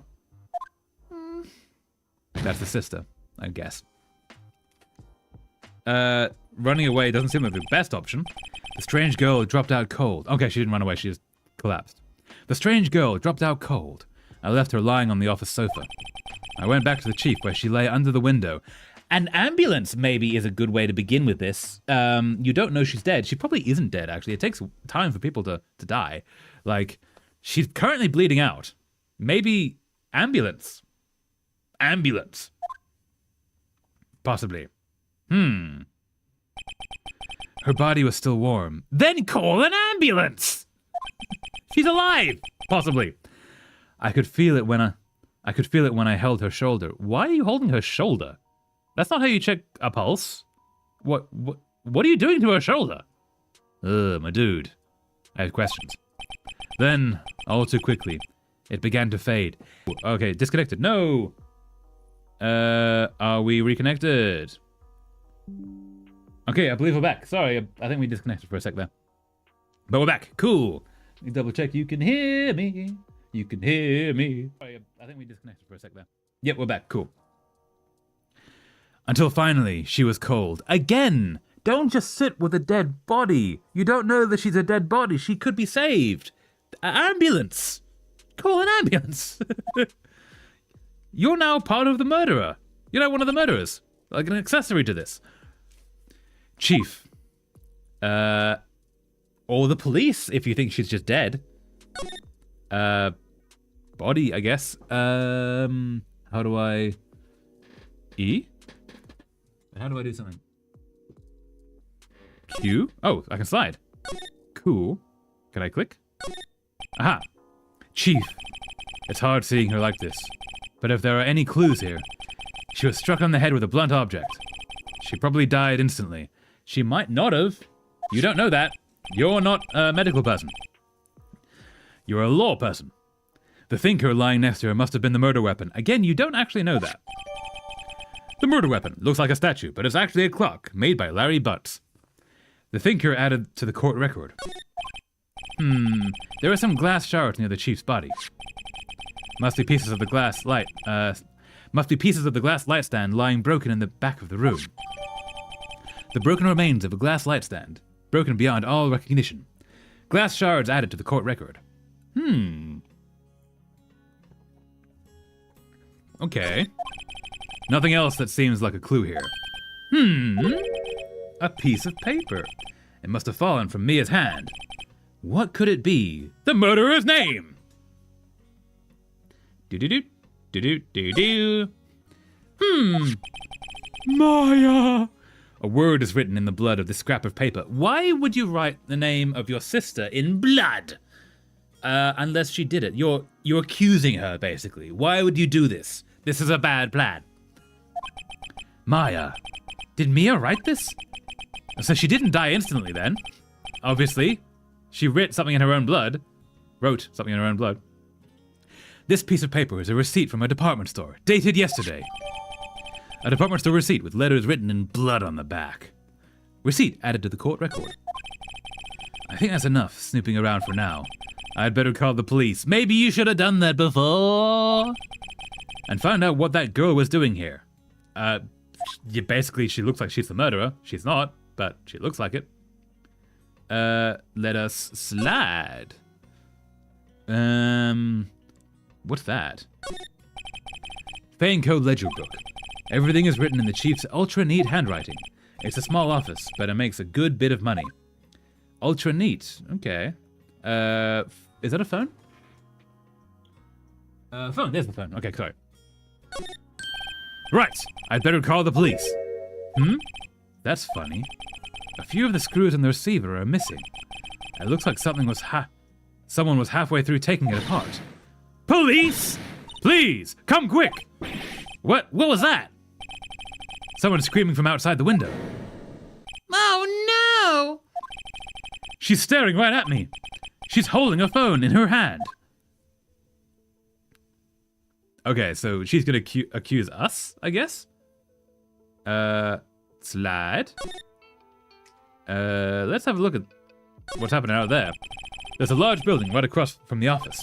The Gatewater Hotel. A nice, luxurious place. Oh. So, we've already looked at that. Any more to see here? It's painful to look, but I have to, for Mia's sake. Okay, so we've done that. Died instantly. Okay, cool. We've done that.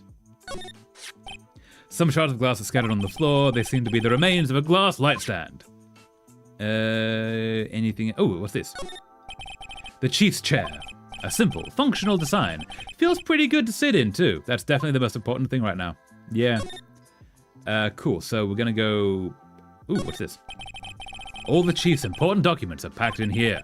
This is where she filed her case records and recent rulings. The phone receiver is missing a few screws. I'd better not use it. Cool. Let's maybe go back. Move to there and use this phone. That girl just now. Where'd she go? I put her right there on the sofa. Uh-oh. I hope she didn't run on me. She probably did. Oh no, there she is. Yipes! Don't scare me like that. Dang, she's scary girl. Excuse me, but, who are you? It's okay. It's okay, I work here. Maya Fey. Maya Fey? Maya? So Mia was writing this girl's name. Maybe I should show her the receipt. I never thought there'd be a use for evidence like this outside the courtroom. Present. That. Present. Before Mia died, she wrote a message with her own blood. So she didn't die instantly then. She wrote it on the back of this receipt. That's my name. How was she to know that I was the killer? Oh no. Why would she write my name? Please just calm down. Why would she... Why would sis write my name? Oh, uh-oh, now I've done it.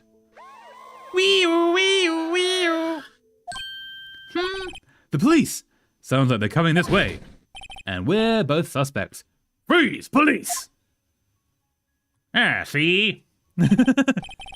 All right, I'm Detective... Yeah, okay. Yes, I got the accent very right. All right, I'm Detective Stick Gumshoe, see? Gumshoe? What an odd name. We received a report from the building across the way, see? Got a person saying they saw a murder, see? It must have been that woman I saw. Anyway, I don't want either of you moving 1 inch, Kay? Okay. Great. Just great. Now I'm suspected of murdering my boss. Maya, wait, she wouldn't have... Nah. Whoa! Excuse me. Hee. This word Maya here means something to you? Yeah, an ancient civilization. That's all it is. Also a 3D program. Yeah. Used by a lot of the animation industry. Just, that's all it means. Excuse my silence, I'm writing down some stuff. All good, telephone. All good. Never feel pressured to talk. You're always welcome to talk, but you never have to. We are here for you either way. But yes, writing stuff down, doing the paperwork, yeah? You can do it. I have faith in you. That's my name. What? The victim drew this here note in her own blood, see? With her dying breath, she wrote down the killer's name. Yeah, she probably should have actually written down the killer's name instead of her own sister for some reason. Killer, I'm not. Case closed. You're coming down to the precinct. You're coming down to the precinct, ma'am. Again, that's not how the cases get closed. Cases get closed in the courtroom. Not now. What? Oh no. Mia's younger sister, Maya, was arrested on the spot. I was taken in for questioning and didn't get out until the next morning. My eyes were heavy, but I couldn't sleep. I sat around waiting for visiting hours to begin at the detention center. It's hard to say, sorry. I had to talk to Maya as soon as possible. September 6, 9:07 a.m. Detention center, visitor's room. Wow, they have poor Maya locked up like a criminal because she technically is their concern. And she gets to wear her usual garb. Huh, nice. Oh, it's you, the lawyer. Great, that's not what I wanted to see, but sure. Good morning. Good morning. She looks so tired.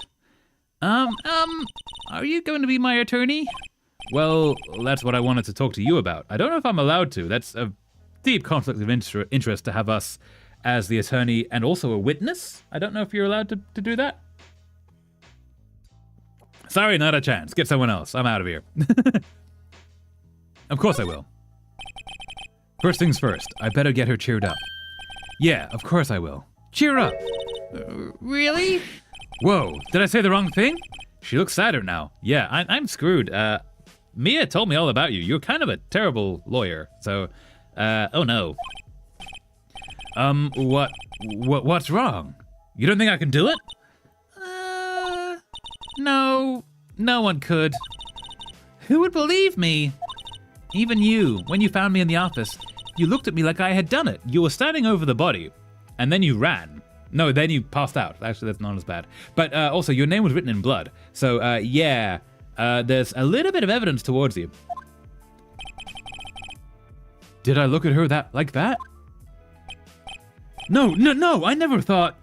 It's okay, I understand. And I've also heard about you. You're an idiot. So please don't be it. Heard what about me? I was talking to my sister on the phone the other day. Yeah? She was gonna buy me burgers. She told me you would buy me burgers. Today was my junior partner's first time in court. Wow, really? Okay, I'm pretty sure to make partner you need to go into court several times. For several years. Like, partner is one of the co-owners of the law firm, if I'm correct.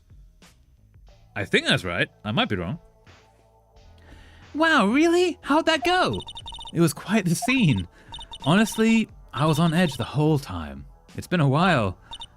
So he crashed and burned? He's a genius. He really isn't. Like, he really is not a genius.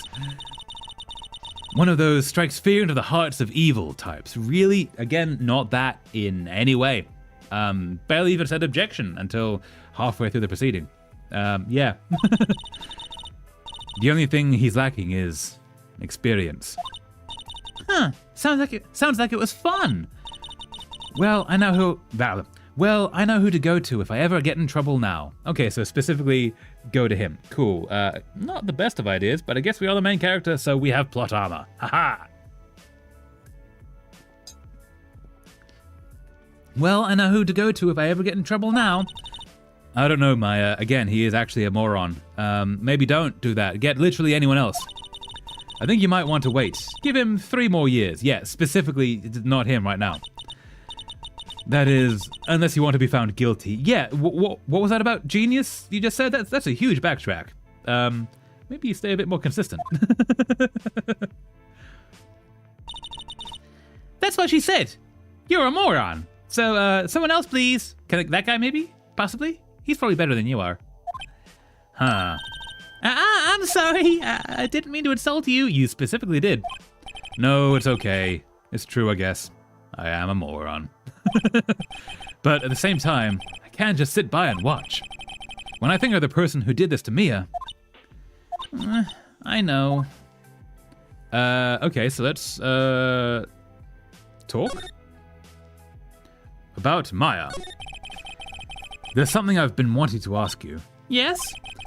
What's with that outfit? Oh, this is what This is what all acolytes wear. It's my uniform, you could say. Acolytes? Like people in religious training? What is it you do? Oh, it's nothing strange, really.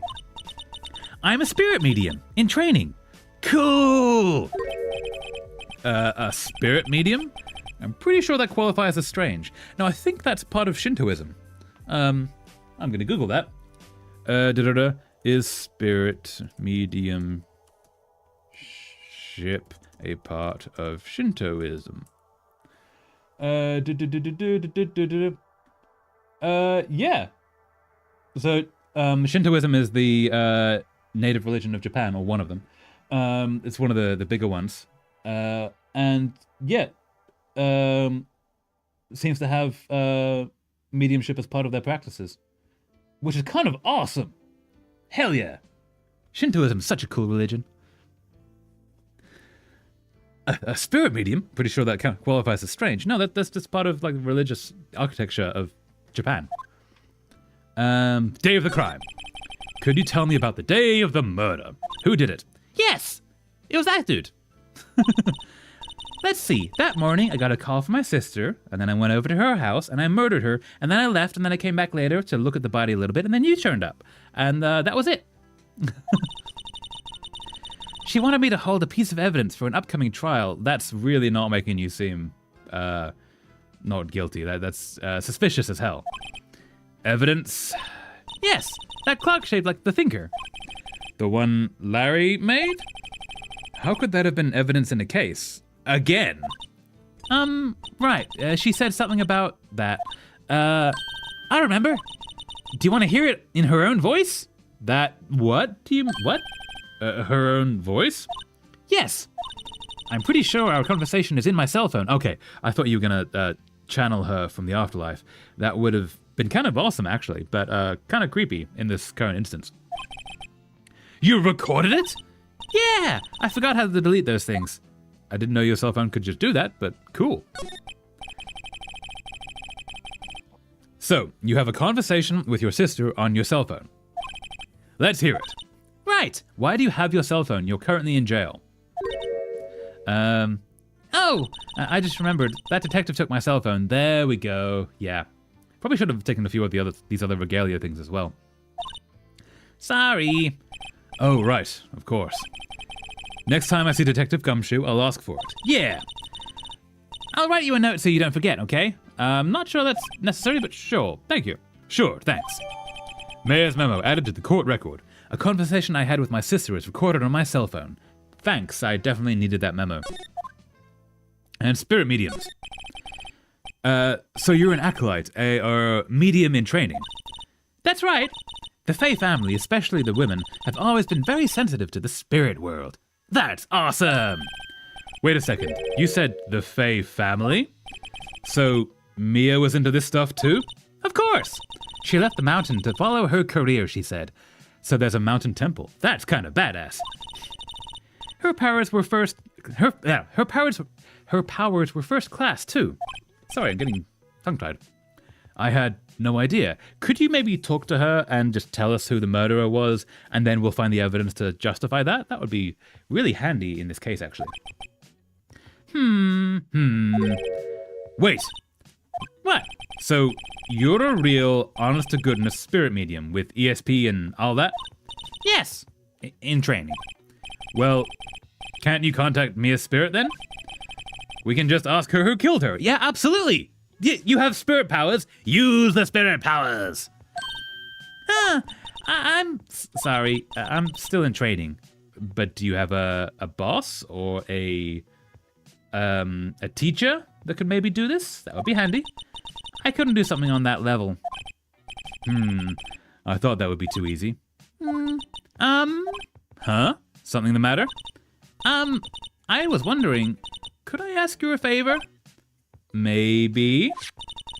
This is the address of a famous lawyer. Can I have him instead of you?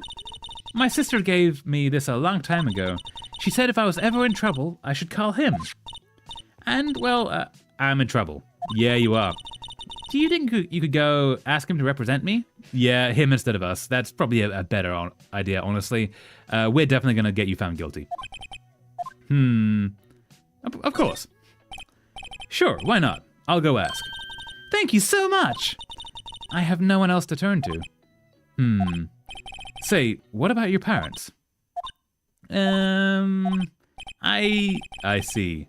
Don't worry, leave it to me. You came from the mountain. The people on the mountain are obviously, like, on your side, right? So they would count as your guardian parent. People who have your back, kind of thing. Like, yeah, we could call them, maybe, or go to the mountain and ask them. Thank you. The trial's tomorrow at 10 o'clock. That's really quick. That's really quick. That's not usually how that works. My understanding. Huh. What? Tomorrow? Yeah, that is surprising. That is legit surprising. Tomorrow. What if this guy refuses? They told me that if I don't find one, the state will pick an attorney to defend me. When will that happen? They're giving me until 4 o'clock this afternoon. This doesn't happen this quickly, is my understanding. This is really, really quick. And visiting hours are almost up. I'd better hurry. Right, I'll be back. Okay. Anything else? Let us present you.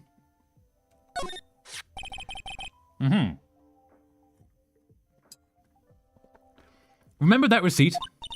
You mean the one with my name on it? Any idea why she... Absolutely none. Do you trust me? You know what? Sure. It's against my better judgment, but I trust you.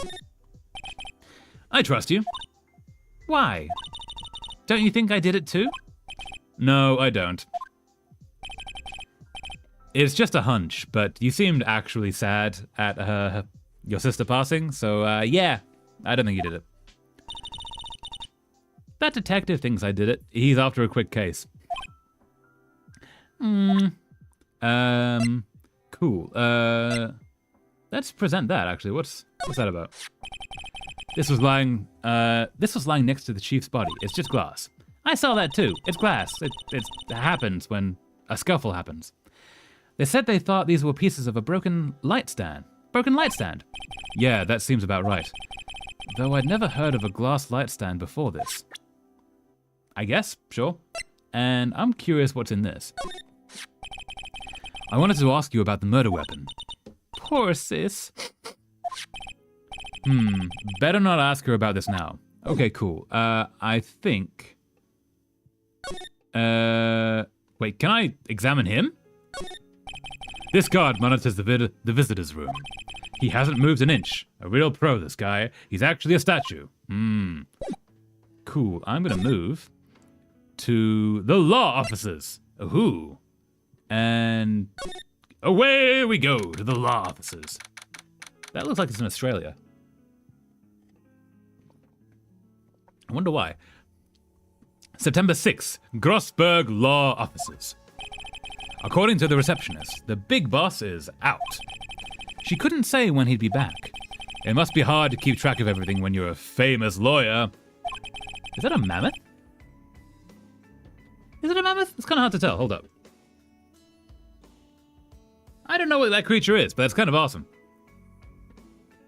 Not to mention run an office like this. I guess I'll just have to come back later. I want to know what that is. Expensive-looking mahogany bookshelves filled with expensive-looking books. Yeah, there seems to be a fashion trend almost of having all of the law books in a lawyer's office, and I'm sure they actually do use them to reference different cases and such. But the books also give an air of intelligence. It's the same reason that when you're interviewing an expert on the news, they will often put that quote-unquote expert in front of a stack of bookshelves, because it makes them look learned. It connects the bookshelves to the person. So when you go into a lawyer's office and they have all these books, they look like they've read them all. They look really learned and smart, and yes, you're in safe hands. Whereas if they had stuffed toys, as cool as that would be, it doesn't give an air of intelligence. It gives an air of childishness and whimsy. You don't really want a lawyer to have whimsy. You want a lawyer to have book smarts, basically. I'm wondering what this is, though. Funny. They don't look like they've ever been read. Yeah, absolutely. Probably, I wouldn't be surprised if there was a standard like selection of books that lawyers would get to fill their bookshelves, but they are like all of the cases that are in the current law system, which all the main ones, so that they don't actually read them all, but they can reference the ones they actually need when they need it. So like a divorce lawyer would probably have all the divorce law books. A murder lawyer would have all of the murder law books, something like that. That's a total guess, though. I don't know. What's this? That painting has been bugging me ever since I stepped in here. My, oh my. Hello, I'm back. Welcome back, Telly. I mean, not for long. Not for long? You okay? Is everything okay? That painting has been bugging me ever since I stepped in here. I gotta sleep and stuff. Sleep is good, Telly. Fear not the sleep. Go have the sleep. Yes, sleep is good. That painting has been bugging me ever since I stepped in here. It's the eyes. He has none. The oil paint is so thick, it's practically giving me a stuffed nose. Is it freshly painted? I'm sure the price is nothing to sneeze at either, for that matter. If it's smelling like that, then it must be recently painted. A table for clients. An elegant ebony case. And if I'm not mistaken, that light is made of solid gold. Even I can tell someone here's got money to burn. Well, I can't have the sleep before. Ahem. Is there a Star Trek talk to be had first? Can I... Oh, is there anything else to look at? Uhura, so beautiful. Uhura is so beautiful. There we go. Star Trek streak. Kept. Absolutely. Yes. Did the thing. Well done. A solid mahogany desk. The wood's been polished to a deep luster.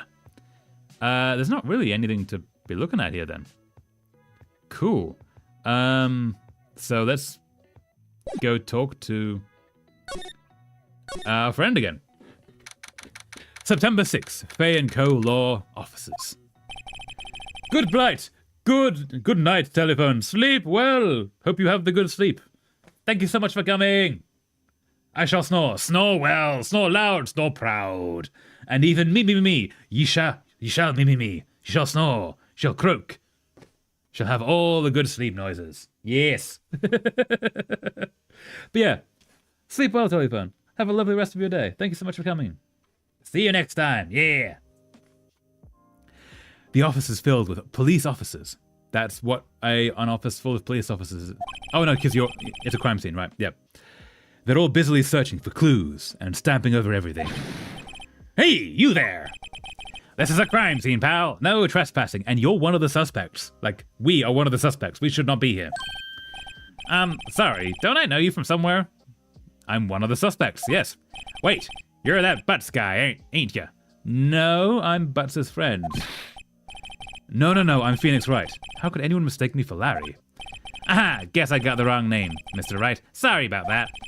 That Butts guy, he was the killer, and you're no killer, right? He was proven innocent. Right, and you were, Detective Gumshoe. Coffee.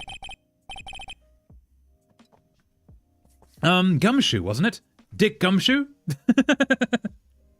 I'm pretty sure that's a Gumshoe is a name for like a private eye. And any old Tom, Dick, and Harry. Like, yeah, like Dick Turpin. Right, at your service. Hang on, that's Detective Gumshoe to you, pal. Anyway, get the name right. And don't you go calling me Dick. I ain't no Dick. I'm a Gumshoe. Hey, Dick, over here.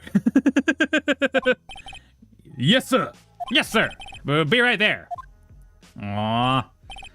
Ahem. Okay, so he's probably not the highest up in the police force. You're her lawyer, right, pal? If you got business here, you better do it quick. Whew, he thinks I'm Maya's lawyer. Cool. Let's talk to... Oh, I can talk about these two, yeah. About Miss Fay, did you do an autopsy by chance? You want to know the results, eh? Yep. Now don't you look at me like that, pal. It's no use. She might have been your boss, but that doesn't mean you get any special treatment. All right. You get to see the report, but that's all. He shouldn't be handing that out to anyone. We haven't shown proof that we're Maya's lawyer. Like, nothing. Maya's autopsy report. Time of death, 5th of September at 9 p.m. Cause single blunt force trauma. Death was instantaneous. Except it wasn't because she wrote her sister's name, so she was alive for a while. Autopsy report added to the court record. Maya. About Maya. Yeah, I'm looking forward to the trial. I want to see her in chains, see? Sorry, pal, but this is one trial you ain't gonna win. Why do you say that? The city's put Prosecutor Edgeworth on the prosecution. Edgeworth. That guy. I'm sure you know what that means, you being a lawyer and all. Who is Edgeworth? The grand entrance of Edgeworth. Prosecutor Edgeworth.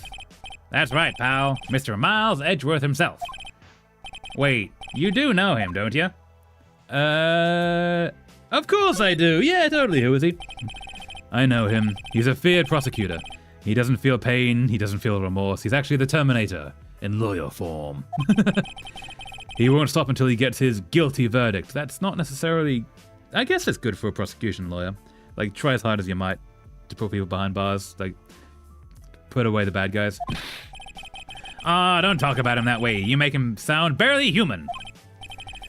Still, I'm afraid this pretty much decides the case. So, Edgeworth is on this one? He hasn't lost a case since he became a prosecutor at an incredibly young age of 20. Okay, and that was probably 10 years ago? I'm guessing? Of course, there are rumors of back alley deals and forged evidence. Okay, so he's corrupt, basically.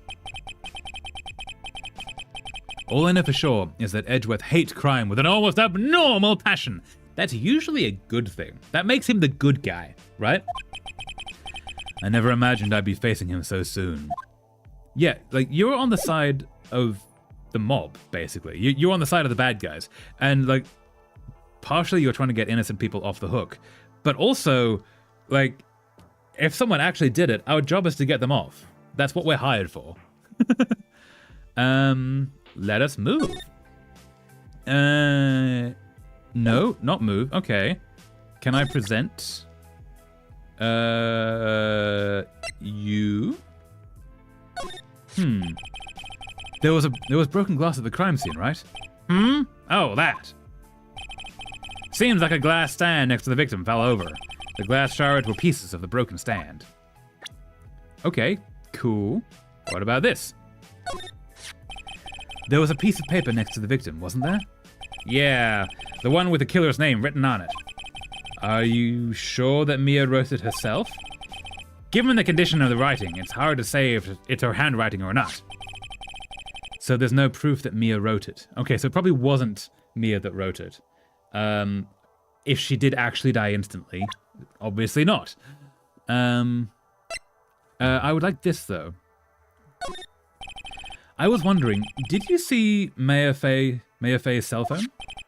Oh, that. I have that. It's right here, in my pocket. I don't keep things in lockup at all. Do you think you could give it back? Sure. I mean, wait a second, pal. Tricky lawyer asking for evidence in the way lawyers do. Not allowed to do that, no. Uh-oh, he's on to me. Tell him straight. If I tell him why I want it, there's no way he'll give it to me. Something the matter? Oh, no, it's just, detective stuff. Nope. I know nothing, pal. That cell phone has a lot of numbers on it, like your boyfriend's. She has a boyfriend. Okay, that's good to know. A cell phone holds all the little girl's sweetest and spiciest secrets. Like a diary?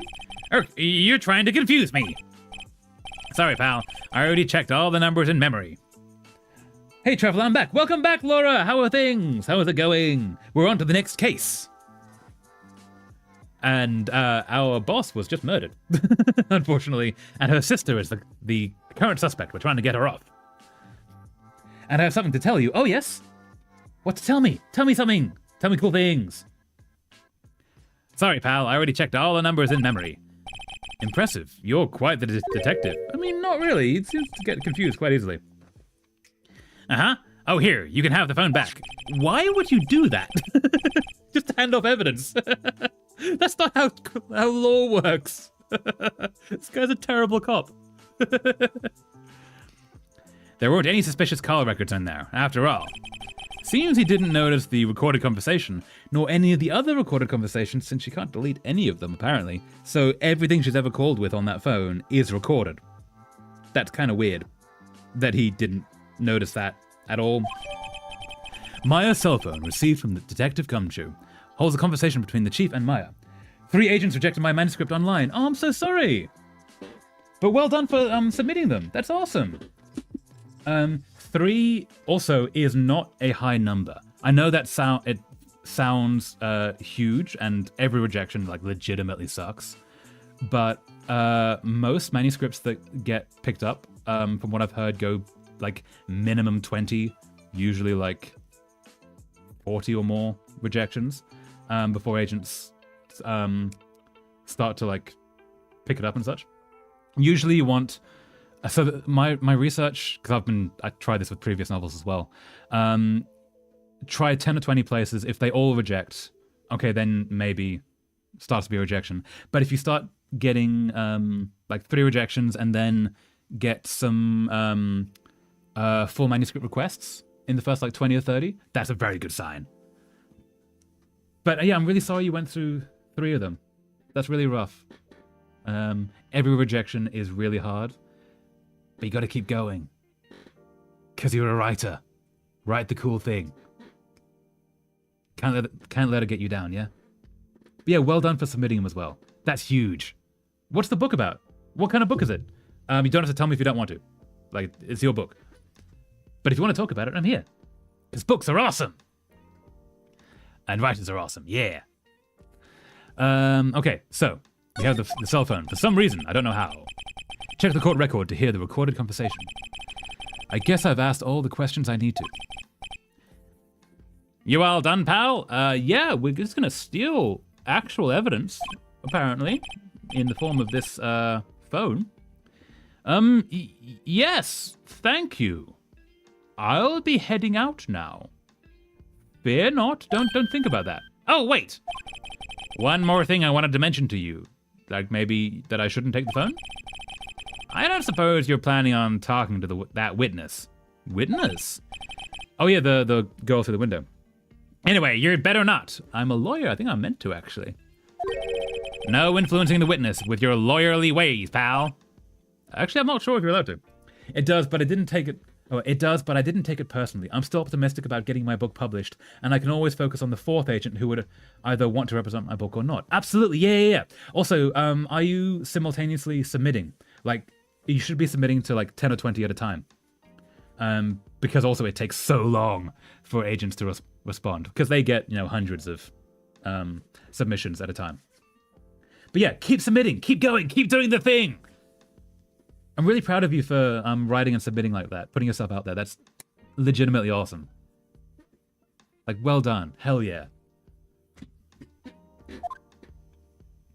Oh no, Scream!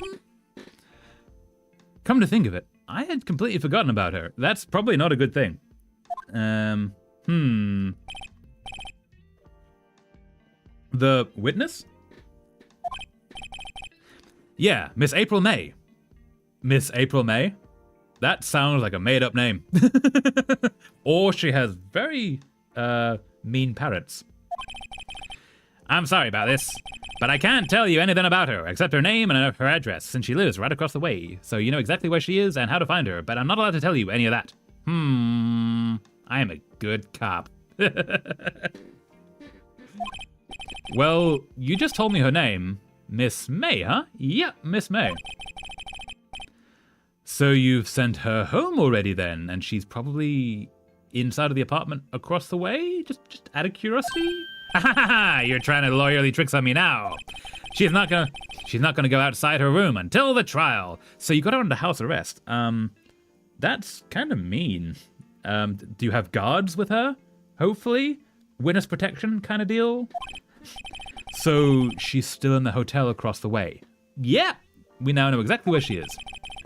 I guess I should know better than to try to get a detective to leak information. You got that right, pal. I'd never say anything, including her name and social security number. Time to pay a visit to Miss May. I feel bad for Gumshoe. He's such a bad cop. He tries. He's such a good guy, but he's so bad at this. Anything we talk about? No. Let's... I need to examine. Ooh, what's that? Mia's desk. Perfectly clean, as always. The only thing that's missing is... Mia. Aww. Window! The sky is blue, and so am I. I dyed my hair for some reason. Why did I dye my hair? Kind of a weird thing to do in a murder trial, but sure. There's that hotel right across the way. Cool, we're gonna go there next. Picture! An old movie poster. Apparently, this was the first movie that made Mia cry when she saw it. Aww. I'll have to check it out one of these days. Kind of a weird thing to have in a legal office. Doesn't really give the idea of lawyerly vibes. It has more like artistic vibes, which is very cool. Like that's the kind of thing I would have in an office, but I'm specifically not a lawyer. Plant. Mia's favorite potted plant. I remember it had this bizarre name no one could ever remember. Tree. Quarterline stricter, pal. Who was that? Who was that? Wait, who was that? I thought they would turn up. There's a horrendous amount of legal books here. A horrendous amount. Scarier still is that Mia probably read all of these. She was a very good lawyer, apparently. Okay, so we've seen everything I think we have. Ceiling. Can't move around. Cool. Let's move to the Gatewater Hotel and just break in. Aha. September 6th. Gatewater Hotel. Room 303. Oh, we found that real easy. And we're inside the hotel room. I feel like maybe this is creepy? How did we... Okay, so you get to the hotel and you can probably figure out what floor it's on, right? So you can... Okay, room 303 is on floor 3. We know that much, sure. We would need to look at the layout of the hotel, which is probably going to be on all of the doors. They'll have like a map for fire exits and such, so you can see where all the rooms are. And we figured out from that which room faces our office room. And then we go straight past reception, which often has somebody watching to see who should come in, who shouldn't. The elevators are probably key carded, so we have to use a key card getting from reception to get up to floor 3. We then have to go to the room and be allowed in, and we're already inside while we don't have any right to be. This is creepy! We've done a whole bunch of stalkerish stuff just to get to this frame. I feel weird about this. It's a children's fantasy picture book about a girl who lives in a magical forest with her parents and her younger brother, who is a werebear shifter like his mother and has autism. It's going to be a picture book series. That's awesome, Laura! Hell yeah! That's really cool! That's amazing! Okay, so are you the writer and artist as well? Or do you have an artist? Or like... Again, I'm going to keep asking questions because that's a really cool thing, but you don't have to say anything. Like, there is a certain amount of... Don't leak things you don't want to leak, basically. I would try to keep reminding people in chat not to say things they don't want public. But yeah, like, are you the artist as well? Like, yeah, that's really cool. Okay, what accent should she have? I've already got Maya up here. And I don't know. I don't want to double up on that.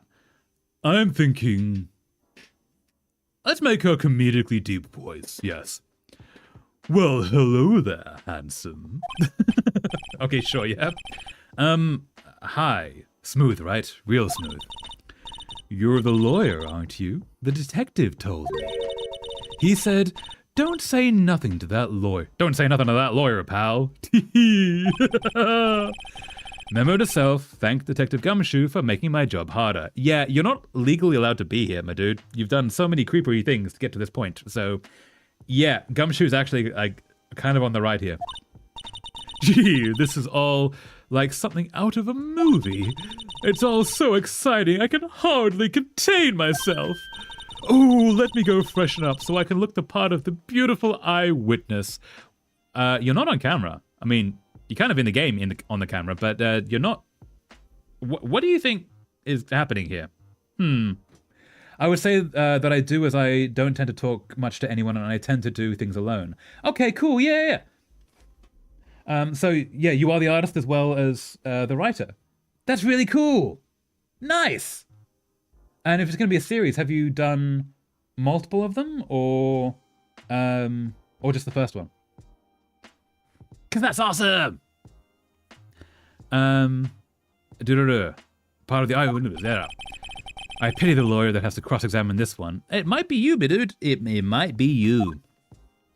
Thank you for considering asking personal questions. That shows respect. Yeah. I like to get people talking because also the chat is a place for people to like talk about things happening in their life, and I want to be there to sort of be there for that. However, it is a public forum, and I want to remind people that, like, yes, anything you say is recorded on the VOD, and, like, yeah, try to protect people a little bit. But also, this is a place for you to come hang out. Like, yeah. Yeah. Also, bear in mind, there is, like, a 10-second delay. So whenever you post a question, I don't see it for, like, 10 seconds. But I am here. I'm reading as soon as I come in. Okay, so we're going to look around the room that we should not be in. How did we get in here? I have questions. There's a screwdriver. Screwdriver. There's a screwdriver stuck in this drawer. I have so many questions why that is. I wonder what's inside. Let's take a look. We're just going to snoop. Yeah, so much snooping. It's the first one, and it's good that you think books are awesome, especially when I think about fantasy books. Yeah! So I'm a writer too. I really like writing. I want to get more stuff published. I've not gotten any books published. I've gotten short stories. But I really want to... I want to get books published. It'll be so cool. It'll be so cool. Let's take a look. Let's just snoop through her things. Hey! Hey! What are you doing? No touching. She gone creepy. Oh, bad boy. You really shouldn't pry in other people's rooms now. Yeah, we really shouldn't, honestly. Yes, April, you are correct in this. You wouldn't want to make me upset, would you? Are you the Hulk? You wouldn't like me when I'm angry. Oh, you are? Do you write short stories or poems? I write everything. So I write poetry, mostly short stories and novels. I've had some short stories published, which you can see on my blog. There should be a link in the description below with links to them. And yeah, I've written a few novels that I haven't been able to publish them. My next one is hopefully going to be publishable. I've written two that are like, the first one wasn't great. The second one, I thought is much better. It's like almost publishable. It's not quite there. The next one is going to be publishable. There's always, you take a few novels to like get to a level that's like good enough, you know? But I'm a few chapters into writing it and I'm really liking it. So, yeah. You wouldn't want to make me upset, would you? You wouldn't like me when I'm upset. Upset? I thought she was going to explode for a second there. I wonder what could be inside the drawer. Yeah, let's have a talk to you. What you witnessed. Tell me things. Tell me. Do you think you could tell me something? I need you to describe what you observed at the time of the incident. Oh, observe. Incident. You sound just like a lawyer in the movies. Well, there's a reason for that. Yeah. I like a man with a big vocabulary. Down, girl. Easy. Better not encourage her. You know that thing that happened the other day? The bad thing, right? What did you see when it happened? I don't suppose you could tell me about it? Pretty please? Let me see. Well, dream on. If you want to know, you'll just have to come to court tomorrow, Mr. Lawyer. Oh boy. Okay. Could you just... How exactly are you? Oh, Mr. Lawyer, are you hitting on me? No, but also, like, this scenario does seem like witness tampering a little bit. Like, it could be construed as hitting on her in such a way that might change her testimony and basically get her evidence thrown out. Well, the genres I've already chosen are romance and fantasy. I've already written some words for a slow burn romance novel. Slow burn romance novel. But then I delayed it so I can focus on other things. I will say that I too am a very okay, a very long break from it. I'm taking a very long break from it. Yeah, very fair. Oh, took a very long break from it. Sorry. Broken up there. Yeah. That's cool though. So romanticy, hell yeah. That's awesome. That's really cool. Well done. And have you do you write short stories as well? So you're a little bit into a slow burn romance novel. That's really cool. But yeah, novels take ages and you don't have a time limit on writing them. You can take as long as you like, which is really cool. But yeah, hell yeah. Well done. Ooh, Mr. Lawyer, are you hitting on me? No. Hey, I'm just doing my job here. You're literally not. You're going so far out of the job that this is not how you do this job. You know, you're cute when you blush. Believe me, this is the first time in my life I've blushed this much. Poor guy. Right, can you just tell me what it is you do? Well, no! And you had your little hopes up, didn't you? Oh boy. Okay, this room. I see there are 2 glasses on the table. Is someone staying here with you? Oh, what amazing powers of observation. You must be one of those famous detectives, like on television. So do you write romance, fantasy, adventure, horror, contemporary, mystery, and a sci-fi, since you said you write everything? So yeah, I sort of write a little mix of everything. I mostly focus on fantasy, but a little bit of sci-fi I've done. And then there's always like a little bit of romance, a little bit of adventure, a little bit of mystery woven into it. But genre-wise, it would probably be in, yeah, the fantasy section, fantasy sci-fi section of the bookstore. I like magic. And then sometimes sci-fi is cool. Time travel's really fun. But yeah, there's usually some romance and other stuff in there as well. Not enough to make it romantasy, more like romantic subplot. But yeah, I don't know. I just like writing. I like adventures. Oh, no, not me. I'm just a lawyer. Say, Mr. Big Detective, why don't you go look for clues in the garbage? Miss May doesn't like nosy little lawyers. Oh boy. Okay, yeah. And yes, I'm interested in writing short stories. In fact, I tried to write a short story before, but then I deleted it. Aw. I felt like it wasn't good enough for me. So your first draft, adventures can be dangerous, you know. They can be, but that's half the fun.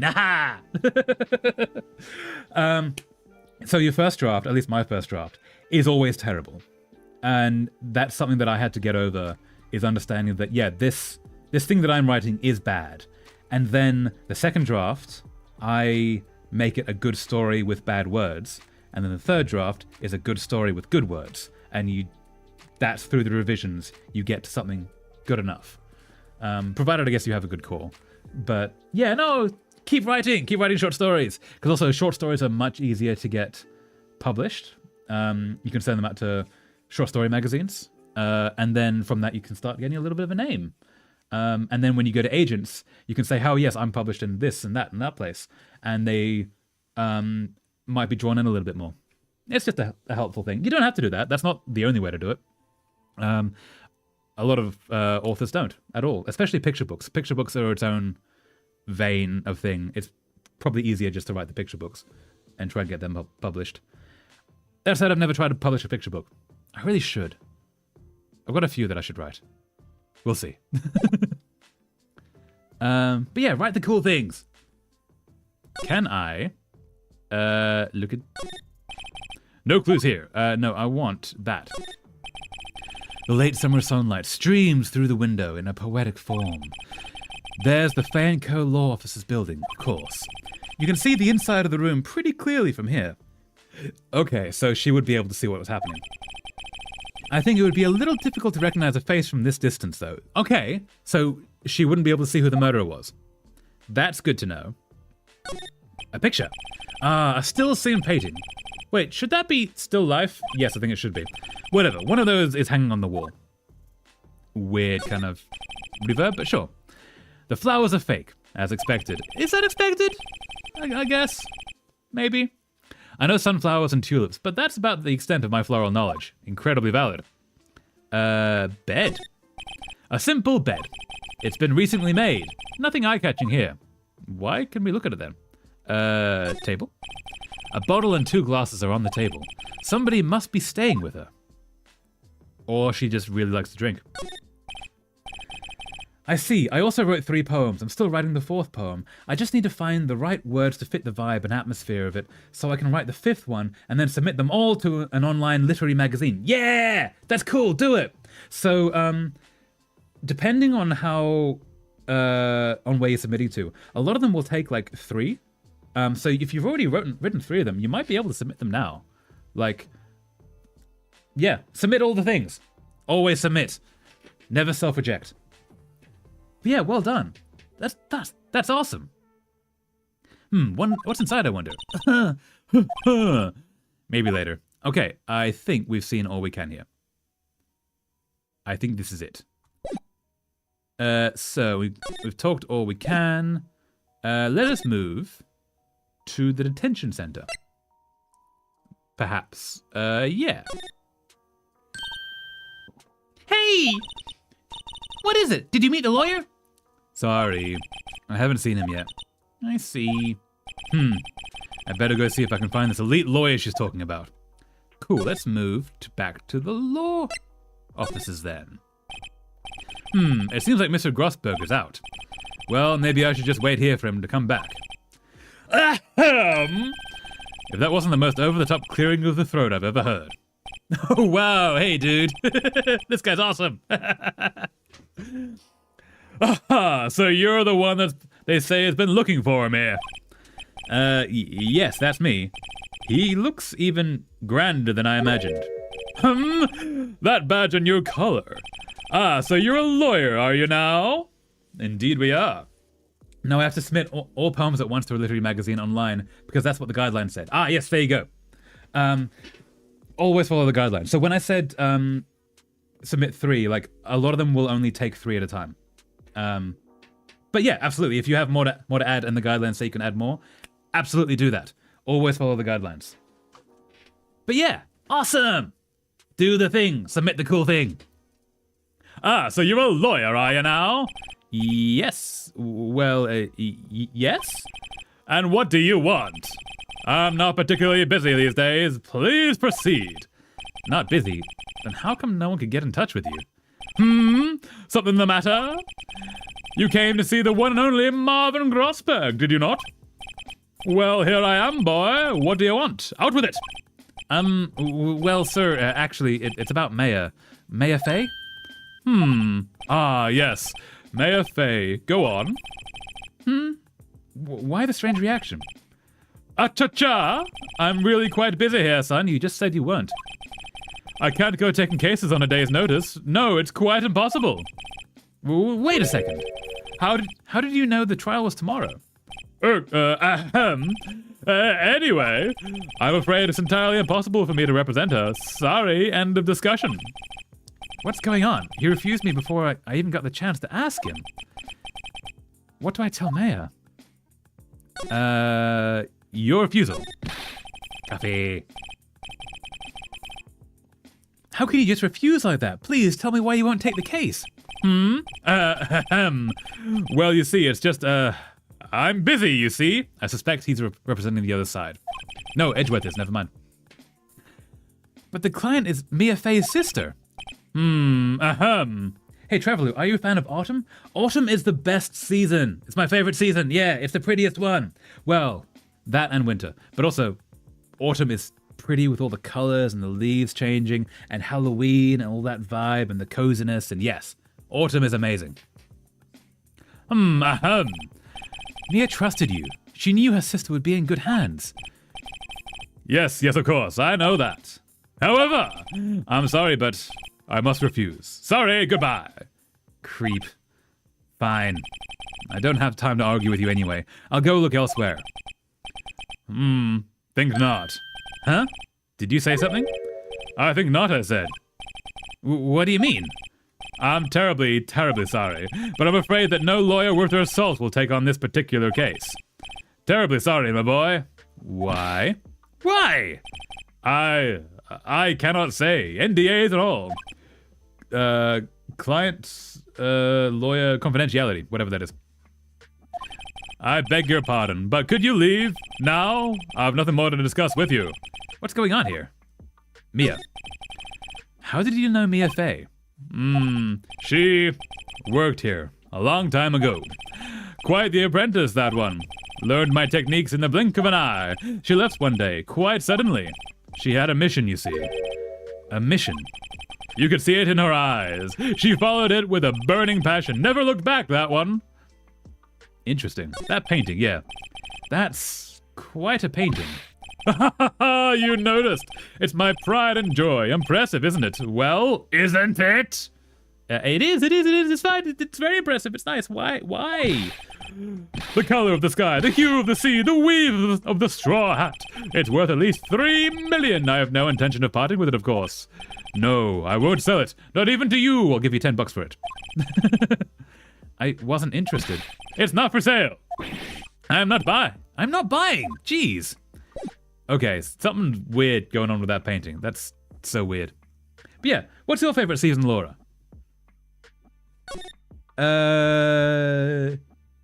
Yeah, what's your favorite season? Are you a fan of autumn as well? Let us move back to the detention center. Yes, it's a really good season. I'm really starting to appreciate the maple leaves and the cozy atmosphere that autumn gives. We can eat soup and bread, drink apple cider, and eat pumpkin pie to feel comfortable until winter comes. Yeah, the coziness! The coziness is the best! Also, it's really weird. So I have recently moved to Canada. Cider here, coming from the UK, cider here is non-alcoholic. I'm so used to cider like being the same as beer, basically. Very much an adult's drink. But here, no, it's just like apple juice, basically. I mean, it's not quite. It's just a little different, a little fizzier, I think. But yeah, it's a whole different thing. But when it's like warm and bubbly and it's cozy, it's nice. Why do I dear Mitchhead from Blackadder when I see that lawyer? That's a Milchard, yes. Yes, actually. Yes. I was kind of doing Milchard with that, wasn't I? Blackadder is great. Well caught, Jay. Keep knocking the microphone, sorry. Back to the detention center. Let us see. I think we're going to end up representing her. September 6th, 3:42 p.m. Detention center, visitor's room. Hiya.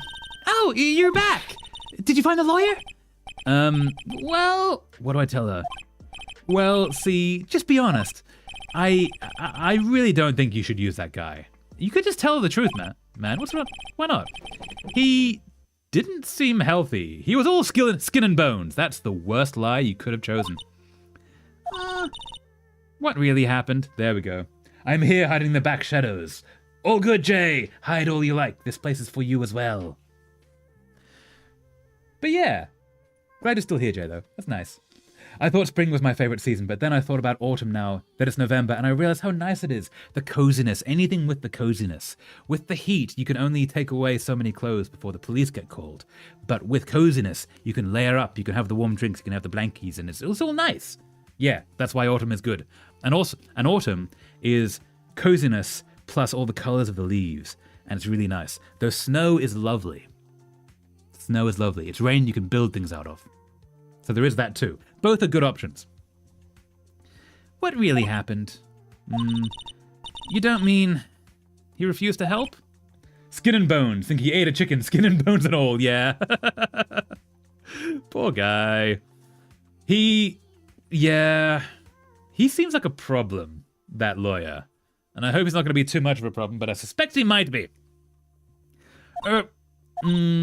I see. Oh, she can basically read minds, can't she? Because she has psychic powers.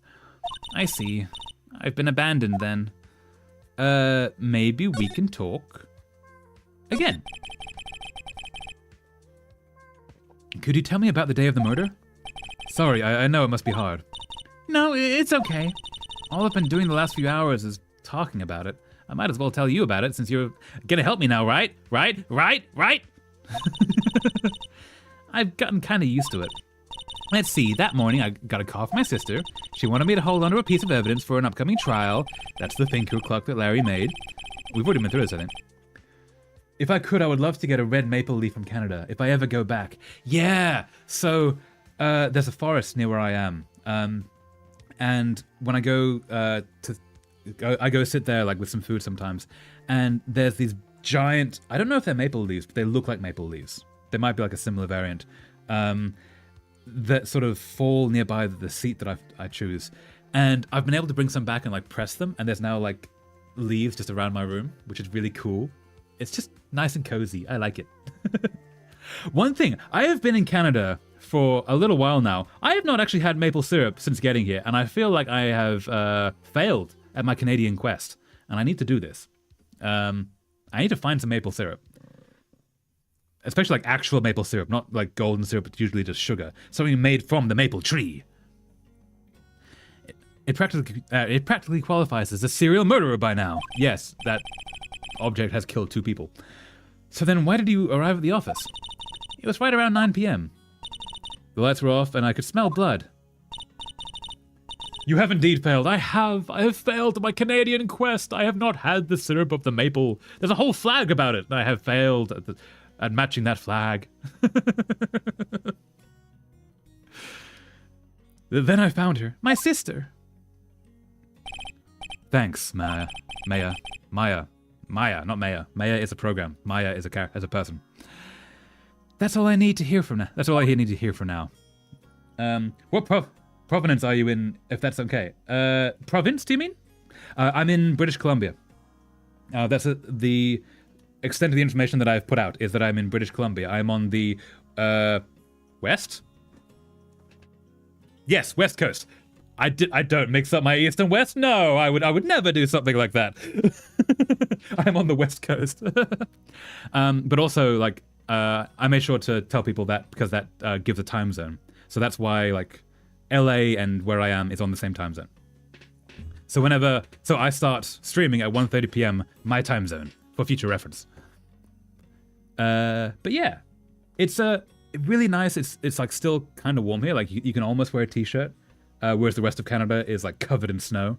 And I'm a little jealous because I want the snow, but also it means that things are going to be milder here, which I guess is good.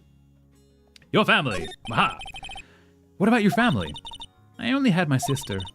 My father died when I was very young. I don't know where my mother is. Don't know. She could still be alive? Maybe. The women in my family have been mediums for generations. How do you know that if you don't know much about your mother? They say a lot of spiritual power runs in our blood. About 15 years ago, our family was involved in an incident. Serial murder. Yeah. There was a man, and maybe there was a serial murder. Oh, I shouldn't have joked about that. Sorry. He ruined our mother's life. Oh, sorry. Yes, if you are ever on Vancouver Island, I recommend Nanimo Bar. Ooh, I don't know what that is. If you get the recipes, if you go, get the recipe for me, please. What is a Nanimo Bar? Wait, hold up. I'm going to Google that. Nanimo Bar. I don't know what that is. A no-bake dessert bar? Oh, man. Okay. Oh, that looks... Oh, see, now I'm hungry. Oh, wait. Oh, it's a bar like a bar of chocolate. I thought it was a bar like a place, like a pub. Okay, I need to... Okay. See, now I need to go find one of those. Yeah. Okay. Theoretically, that's going to be in the shops here then as well. Like, not just in Vancouver Island, but like the rest of Vancouver and the surrounds. Which I'm not in Vancouver, but like, yeah. British Columbia. There's got to be... Those I could find, right? It's a place too. Okay. I'm hearing quests. I could maybe hunt down a Nanimo Bar. That looks really tasty though. Thank you, Jay. I now need to find that and maple syrup and maybe combine the two into some kind of Canadian creation. He ruined our mother's life. Back to really serious topics. Ruined? After that, she disappeared. Several years after that, my sister announced she would become a lawyer, and she left the mountain. So you live by yourself? Yes! I've gotten used to it. Okay, so there's no one on the mountain. Right, she runs it solo. That's a whole... kind of a dangerous deal, actually, live on a mountain solo. Oh, also, I had to become independent, or I would lose my powers. I feel bad for her, all by herself up on that mountain. Yeah. Your mother's enemy. Who was your mother's enemy? So who was this man who, ruined your mother? Don't say it like that. About 15 years ago, there was an unusual murder case. It made quite a stir. Everyone was talking about it, apparently. The police were running out of leads. They were getting desperate. Wait, they didn't use a spirit medium, did they? The police convinced my mother to try to contact the victim. Wow, so what happened? The case was solved. We thought. You thought? The man my mother helped the police capture was innocent. Yeah. That would be stupidly crazy. The sugar high would be mental if you combined that bar and maple syrup. See, that's not driving me away from it. That's driving me towards the madness. I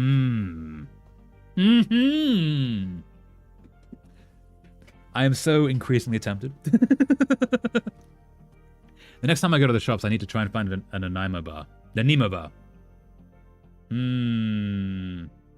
That would be so cool. Now I'm hungry.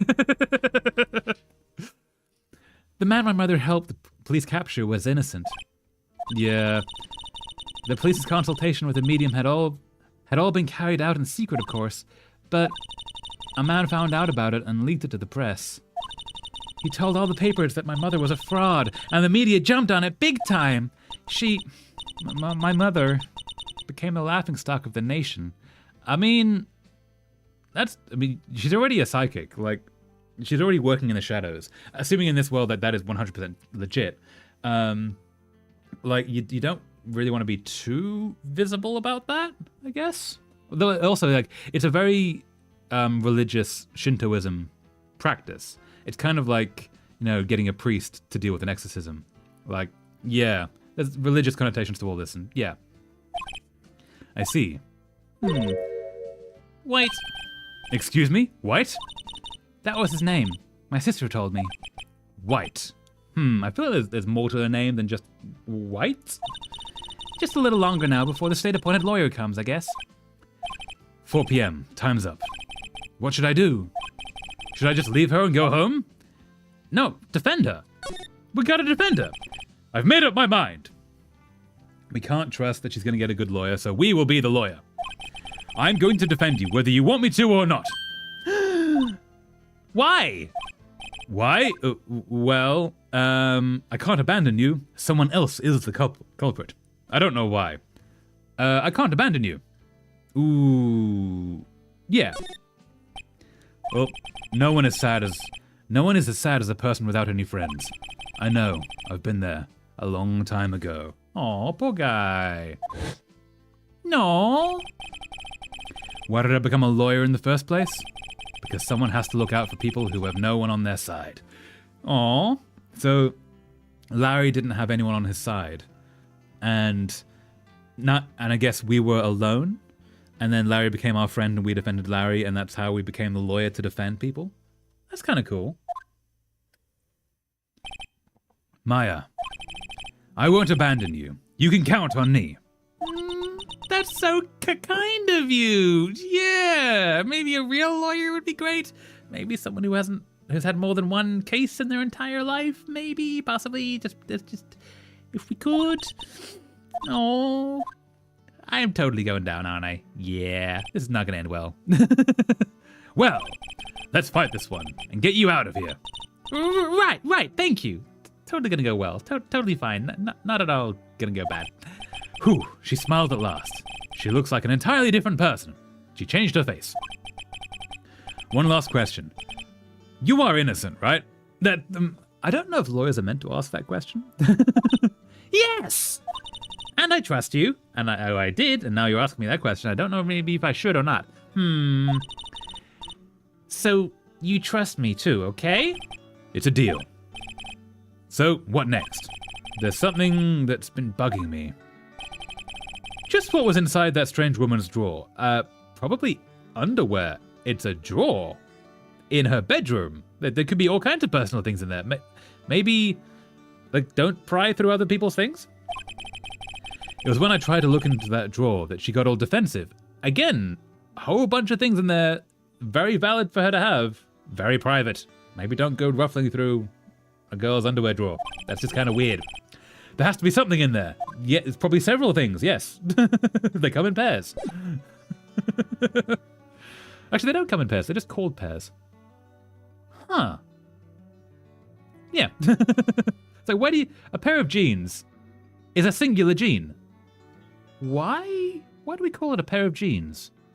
That makes no sense. Language makes no sense. So, examine. Nothing. Present. Ooh, phone. Yes, okay, we can present this.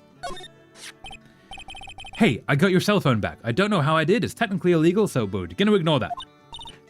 Oh, say, can I listen to my sister's voice? Oh, that's actually really sweet. No. Maya's eyes closed. She listened to every word with such intensity. Before long, tears began to roll down her cheeks. Yeah, that's really sad. There's an idea I've heard. I think I heard it on Game Grumps, actually, which is another YouTube channel. Really good. Follow them. Where always record or save the last voicemail from your parents, grandparents, etc., and then keep it updated, because eventually they're not going to be there. And when that happens, you'll have a recording of their voice you can go back to. Because when they're gone, you won't be able to hear them ever again, which is a really sad thing. But it's a really good idea for a practice to keep a recording of things they've said. They'll string her up. They'll sting her up in a jail cell. The mighty jail cell Maya sleeps in tonight. To the children of the in the jungle. In the jungle, the mighty jungle, the lion sleeps tonight. They'll string her up, they'll sting her up in the jail cell. The mighty jail cell, Maya sleeps tonight. I totally messed that up. Sorry. But yes, yeah, she's not gonna have a good time. Thank you. No, poor girl. Could we maybe get some of that evidence? Listening to what was said, maybe, possibly. Present the murder weapon.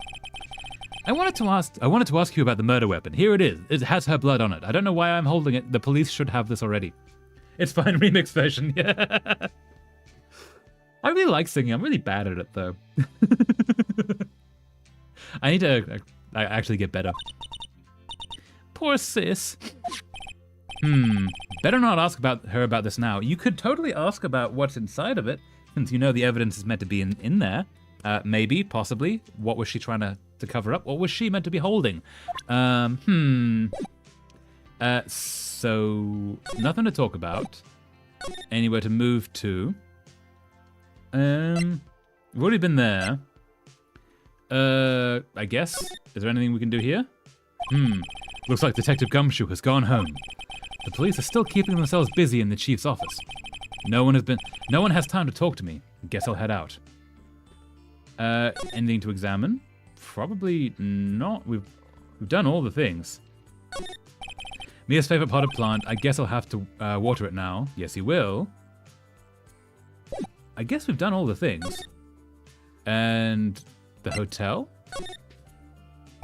Oh, hello. Person? Handsome person with tea. Ooh, those look good. I want one of those. Biscuits. I like attempting to sing. I try to stay out of range of most weapons when I do, though. Yeah, just in case. Well put, Jay. Oh, sorry. I keep bumping this microphone. I'm so sorry. Yeah. I have actually recorded songs that are on YouTube. They're not great. And I've got another one that I need to record, but I need to figure it out. Good afternoon, sir. Excuse me, you are? Ah, I beg your pardon, sir. I am the bellboy of this establishment. At your service, sir. Oh, right. I've just come up to deliver room service, sir. Do you know where Miss May might be? Ah, I believe our guest, Miss May, is currently using the, facilities. If you've no need of anything, I'll be taking my leave. Please, stay as long as you like. He shouldn't do that. He's letting a stranger into a young woman's room. That's not just illegal, that's straight up dangerous, what he's doing here. So, sure. Yeah. Wait, no, hey! Why does it seem like every time I come here, I end up embarrassing myself? Wait, now's my chance to snoop around a bit. Again, illegal, bad things. This is... Ah, I almost forgot. Gah! You came back quick! Might I ask you to inform Miss May that there is a message for her? Please tell her that Mr. White of Blue Corp phoned. Oh, right, sure. White? That was the dude's name that ruined Maya's mother. Mr. White of Blue Corp. Where have I heard that name? Just there. White. That was his name. My sister told me. White of blue. Red, white, and blue. Red is the blood, white is the name, blue is the corp. Intriguing. White was the name of the guy who ruined Mia and Maya's mother. There's gotta be a better way to say that. There's gotta be a better way of saying that. That's not okay. That's just weird. Could it be a coincidence? Probably not. I would like to examine this. There's a screwdriver sticking out of the... there's a screwdriver sticking out of that half-open drawer. Now's my chance to see what's inside. What do we have here? Pairs of things? A wiretap. So we're being listened into. That's probably fine, right? Maybe? What would a woman like her be doing with a thing like this? Now what's a girl like you doing with a thing like this? Found in Miss May's hotel room. So you're just gonna take it? Wiretap added to the court record. That shouldn't be doing that. There was definitely something suspicious about this Miss May. Why would she have something like this in her hotel room? Maybe she doesn't know about it. Maybe she's being recorded. That's also bad. But also, she's a prime witness in a murder trial. It would make sense for maybe the police to be listening in to things that happen around her to keep her safe. A little bit of a witness protection kind of deal, though maybe move her away from the window that saw the actual murder, possibly. There's a story behind this, I know it! Absolutely there is. A fiction one, maybe. All right. I'll be using this bit of evidence in tomorrow's trial, that's for sure. You shouldn't do that. You planted evidence, basically. There's no surefire way of guaranteeing what that wiretap was from. For Maya's sake, I'll get to this woman's bottom. Wait, I mean, you know what I mean. Yeah, again, there's better ways of saying that. Oh, bellboy, still there? Uh-oh, time to scram. I look forward to tangoing with you tomorrow, Miss May. Again, there's better ways of saying this. What are you doing? In court. Yeah, you have to put that on. To be continued. Dun dun dun. Saving content. Ooh. Save progress. Yes. Okay. Sure. Yes, we'll do that. Do. And aha. Okay. September 7th, 10 a.m. District Court. Courtroom number 1. Dun dun dun. Here's Edgeworth. All right. Court is in session for the trial of Miss Maya Fay. Okay, so Edgeworth is a main character. Most people would give him an accent sort of like this, and I could absolutely do that. But I kind of prefer to do this because it's funnier. The prosecution is ready, Your Honor. The defense is ready, Your Honor. Miles Edgeworth. I'd better not show any signs of weakness today, or he'll be on me in an instant. Yeah, so there's a reason. There's a lot of fanfic, possibly /fic, around these two, specifically Edgeworth side. He'll definitely be on you in an instant, if any chance he gets, yes. Mr. Edgeworth, please give the court your opening statement. Thank you, Your Honor. The defendant, Miss Maya Fay, was at the scene of the crime. The prosecution has evidence she committed this murder, and we have a witness who saw her do it.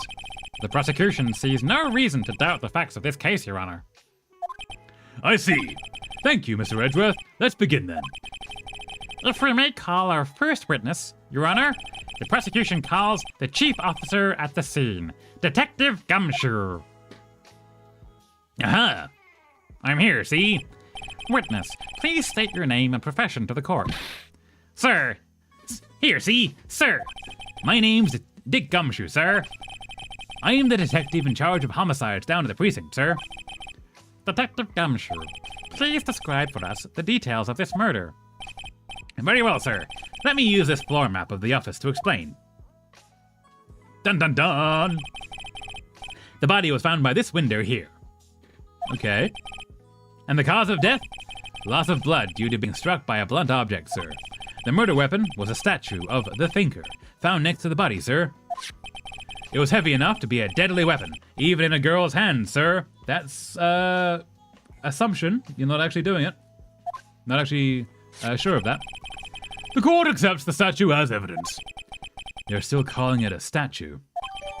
Floor plans added to the court record. The murder scene, the Fay & Co. law officers. Floor plans. Okay. Now, detective. Yes, sir. You immediately arrested Miss Maya Fay, who was found at the scene, correct? Can you tell me why? Yes, sir. I had hard evidence. She did it, sir. Detective Gumshoe, please testify to the court about this hard evidence. Witness testimony! Maya Fay's arrest. As soon as the phone calls came in, I rushed to the scene. There were two people there already. The defendant, Miss Maya Fay, and the lawyer, Mr. Phoenix Wright. I immediately arrested Miss Maya Fay because she was there and it seemed right. Why, we had a witness account describing her. The witness saw Miss Fay at the very moment of the murder. Really? I doubt that. The very moment, you say? The very moment, you say? Very well. Mr. Wright, you may begin your cross-examination. Yes, Your Honor. Cross-examine what? I couldn't see a single contradiction in the testimony. Whoosh! Smack! Hey, Maya just threw something at me. What's this? When my sister couldn't find any contradictions in a witness testimony, she would bluff it and press the witness on every detail. Okay, that seems kind of hazardous, but sure. The witness always slips up and says something wrong. He's the cop, right? He's not going to lie. He's just going to say what happened. He has no hand in this game. The witness always slips up and says something wrong. It worked lots of times. I should have expected Maya would know something of her sister's tricks. That's kind of a dirty trick, but sure. All right, let's give this a try. Something the matter? No, Your Honor. I'd like to begin my cross-examination. Cross-examination, Maya Fay's arrest. As soon as the phone call came in, I rushed to the scene. Why? I don't think I should push on that. But cops don't normally send detectives at first. You send the ambulance, and then they call the police, and then they call the detectives, and it takes like a little while to get there. There were 2 people there already. Yeah, there was both of us.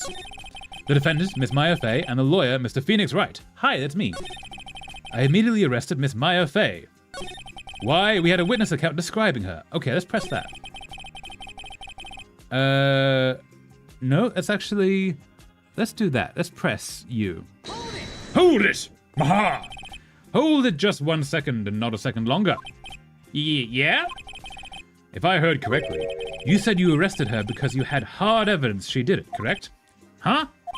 Did I say that? Me? I heard you say it. You did say it. You did say it. Exactly what about this suspicious woman in pink's claim was hard evidence? What? Miss May isn't suspicious, and she sure isn't pink, pal. She's remarkably pink. She's so pink. Pink is her primary thing. Well, I guess she is pink. That's enough. Detective Gumshoe, do you have any more solid proof other than her claims, detective? I guess pressing can have its advantages. Yes.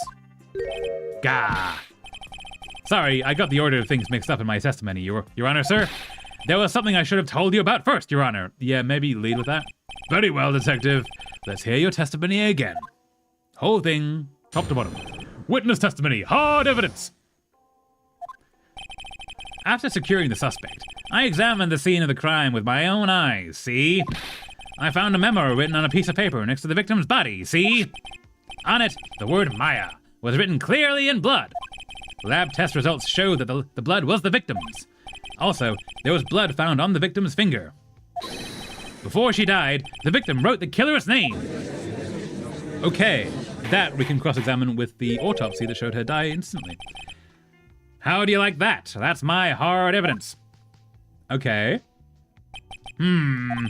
Before we begin cross-examination, I have a question for you, detective.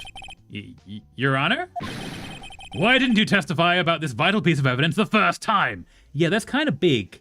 You don't want to leave that out. I know. I'm real embarrassed I forgot about it, Your Honor, sir. Yeah, it's kind of a big deal. And this is a very big part of your job, is testifying about this. Try to be more careful. Very well. The defense may begin its cross-examination. Okay. Cross-examination. Hard evidence. So what we're going to do... After securing the suspect... I witnessed the scene of the crime with my own eyes. He did that.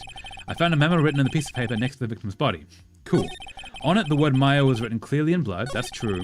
Lab test results showed the blood was the victim's. Also, there was blood found on the victim's finger. Before she died, the victim wrote the killer's name. That we're going to present... the autopsy. Death was instantaneous. There we go. Therefore, she couldn't have written. Objection! Detective Gumshoe. There's one thing I want you to clarify for me here.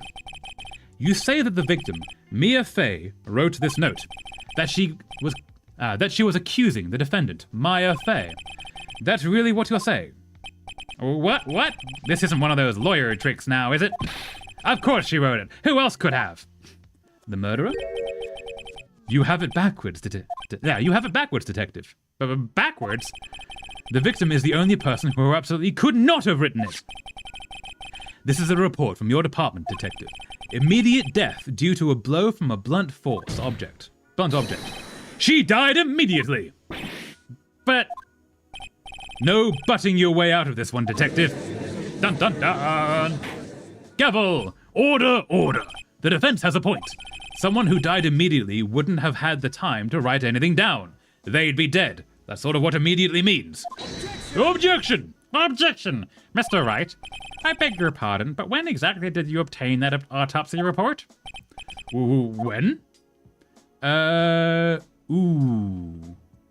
When did we get that? The day after the murder? When did we get that? It must be the day after. Yeah. It was the day after the murder. The prosecution's point being? We have a new autopsy report? That autopsy report is outdated, Your Honor. What? A second autopsy was performed yesterday at my request. Death was almost immediate due to a blow from a blunt object. But there is a possibility the victim lived for several minutes after the blow. That's remarkably not instantaneous. That's a different thing. I received these results this morning. No way! Your Honor, it's quite easy to imagine that the victim did have time to write Maya. That is all. I see. Damn you. Damn you, Edgeworth. I should have known you'd have something up your sleeve. I suspect that is a faked autopsy report. Why, Mr. Wright, you look shocked. Something you want to say? I'm a sham. You're a sham. Who's a sham? Who's a sham? Okay. I'm gonna say, you're a sham, Edgeworth. Mr. Edgeworth, I've heard there's nothing you won't do to get your verdict. Dun dun! What reason could you possibly have to request a second autopsy report? Mr. Wright, the defense will refrain from personal attacks on the prosecution. No matter, Your Honor. Mr. Wright, say what you will, the evidence in this report is undeniable. Your Honor, I submit this report to the court. Understood. The court accepts the evidence. Autopsy report updated in the court record. Died from a blow by a blunt object. May have lived for a few minutes after being hit. Well, Your Honor, the evidence strongly suggests the victim was identifying the killer. I suppose that's the obvious conclusion, yes. Bow. Darn, this isn't good. The prosecution would like to call its next witness. This poor innocent girl saw the murder with her own eyes. Dun dun dun, gavel! Let the witness, Miss April May, take the stand. Okay. Exactly what part of her is innocent? That's making some assumptions there, my friend. She has a real the Nyan cat pose. Witness, your name, please. April May, at your service, wink. Gavel, gavel! Order! An introduction should not require any reaction from the crowd. Damn! The witness will refrain from wanton winking. Winking is definitely a problem. Yes, absolutely. Oh, yes, Your Honor. This is not good.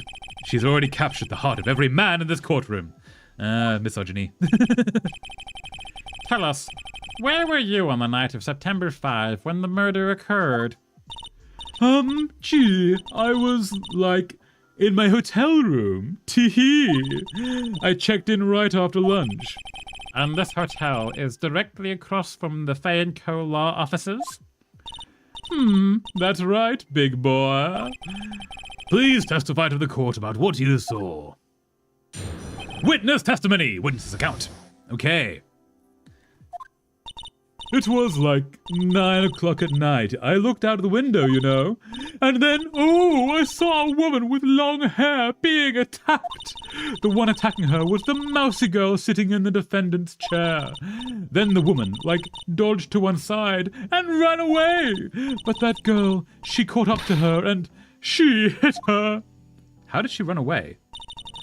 Then the woman with the long hair, she kinda slumped. Oh no.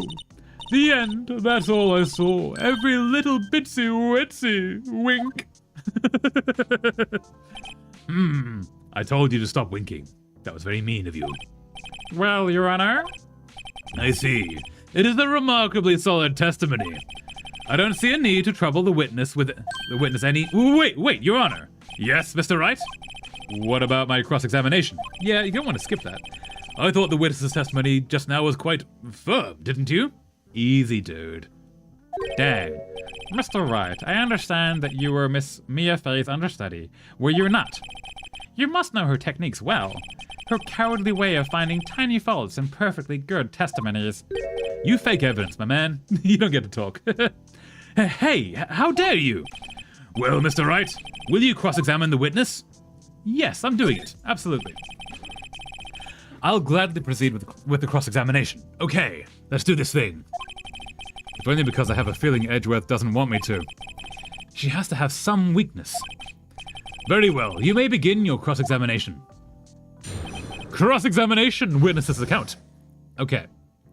So what do we got? 9 o'clock at night. What time was the death? We don't know what time the death was. Do we? Do we not know what time the death was? Interesting. Okay. Cool. Maybe we'll press that. And then, I saw a woman with long hair being attacked. That's Mia. The one attacking her was the mousy girl sitting in the defendant's chair. You can't really see faces from where she was. We might press that. Then the woman, dodged to one side and ran away. That, I think we want to present the floor plans. Present. Objection! This evidence clearly reveals the contradiction in that statement, Your Honor. How exactly are the evidence and the statement just now related? They aren't, are they? They are. She can't run away. There's nowhere to run to. It's a small office. Not at all. Mr. Wright, please think the facts over before making accusations. Oh, we have a health bar. Okay. I don't think that won me any points with the judge. Okay. Dodged to one side and ran away. Okay. Girl, she caught up to her and she hit her. That's it. Nothing really jumps out as a contradiction. There's got to be something in there somewhere. Let's press seeing who it was. There we go. We're going to press that one. Hold it! Dun dun! How do you know she was the defendant? Huh? Well, she had a girlish physique. Women know these things. Look, I just know, okay? There was only one person at the scene of the crime in a short, girlish figure. The testimony is bulletproof, Your Honor. Is it? He's right. I question the testimony. Hold it! Hold on a minute! That testimony stinks! What? Miss May, I'm willing to bet that you saw nothing. Did you really see the defendant at all? Oh! You can't see it from her window. Gavel! Mr. Wright, what's the meaning of this? Yes, what is the meaning? Somebody tell me, because I'm clueless about this, I mean. Okay, if you had really witnessed my client, Maya Fey, you would have noticed her clothes before noticing her physique. That's also very true. She does kind of stand out. No one wears clothes like this on a daily basis, except her. And I'm no expert on fashion, but her hairdo doesn't look far from normal. Her hairdo looks far from normal to me. However, the witness's testimony mentions neither of these things. Dun dun! The testimony is bogus. But... Still, we don't know if she was dressed that way the night of the murder. She was, Your Honor. I was there. I'm a witness, too. I saw her. And so did Detective Gumshoe. Dun dun again! What do you say to that, Miss May? Row, what are you trying to say, you mean lawyer? I saw what I saw. I just didn't think all the trifling details were necessary, darling. Miss May, the court would like to remind you to please omit nothing in your testimony. Dang, girl. Easy. I'm sorry, Your Honor. I'll be a good girl, I promise. Wink. Your testimony again, if you would. Damn, I almost had her. Witness testimony, witness's account. Okay. I did see everything. I did. The victim, the woman dodged the first attack and ran to the right. Then the girl in the hippie clothes ran after her. And she hit her with that weapon. I saw it, I did. That clock, the kind of statuary clock. The thinker, I think. How do you know it's a clock? Well, does the accuracy of my report not startle you? Tee-hee. How do you know it's a clock? I see. I only wish you had been so detailed from the beginning. Please begin the cross-examination. Cross-examination! Let's see. We're going to see everything I did. The victim, the woman dodged to the right. The girl with the hippie clothes ran after her. Hit her with that weapon. I saw what I did. Clock. How do you know that's a clock? Press. Hold it! Clock. Didn't this come up in another testimony recently? Well, don't look so sour, Mr. Lawyer. You can't win them all. No, but I have a feeling I'm onto something now. That clock, the statuary clock. Okay, we have to present the evidence. You present the evidence. Miss May. Oh, what you said just now was quite revealing. Revealing? Oh, you'd like that, wouldn't you? Naughty, Mr. Lawyer. Dang, girl, easy. You just said that this statue of the thinker was a clock. But there's no way of knowing that just by looking at it. Another person in much the same position as you recently called this a clock too. And he was found guilty of murder. Dun dun dun. Gavel. Order, order.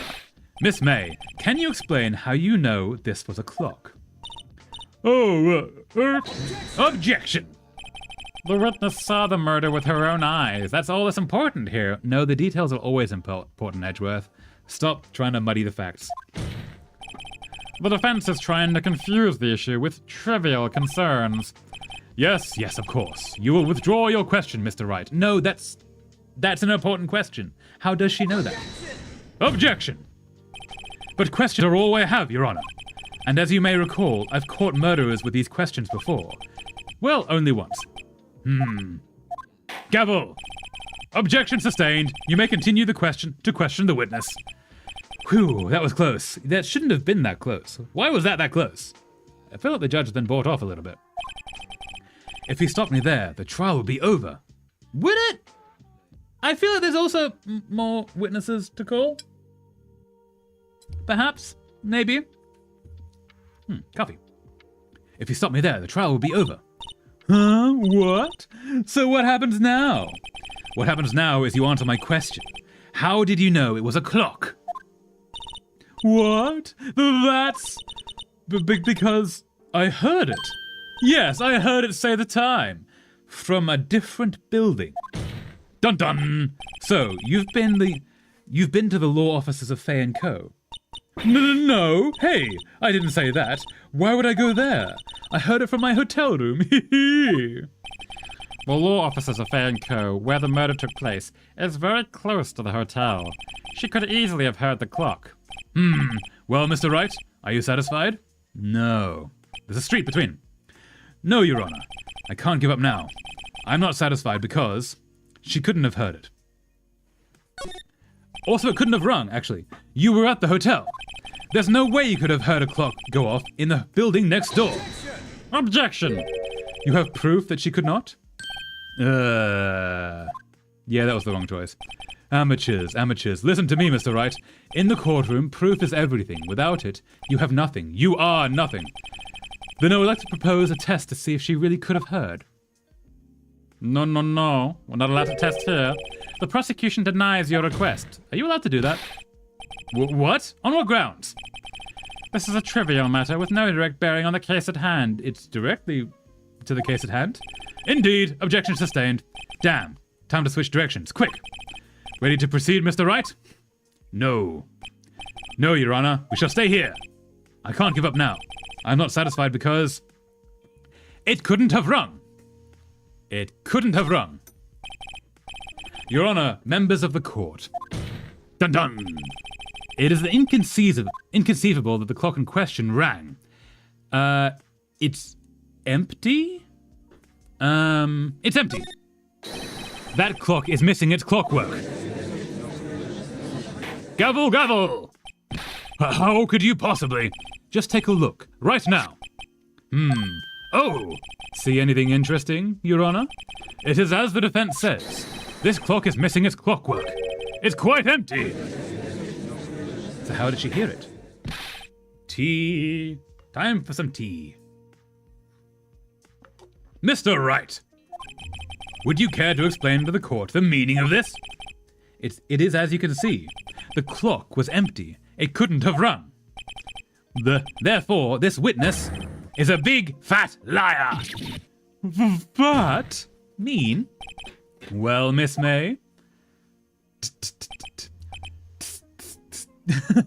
Tut, tut, tut. What? Quite a show you've put on for us, Mr. Wright.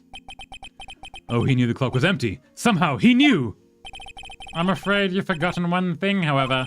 Indeed, the clock is empty, as you say. It can't ring. However, we must ask, when was the clockwork removed? If it was after the witness heard the clock, then there is no contradiction. That's true.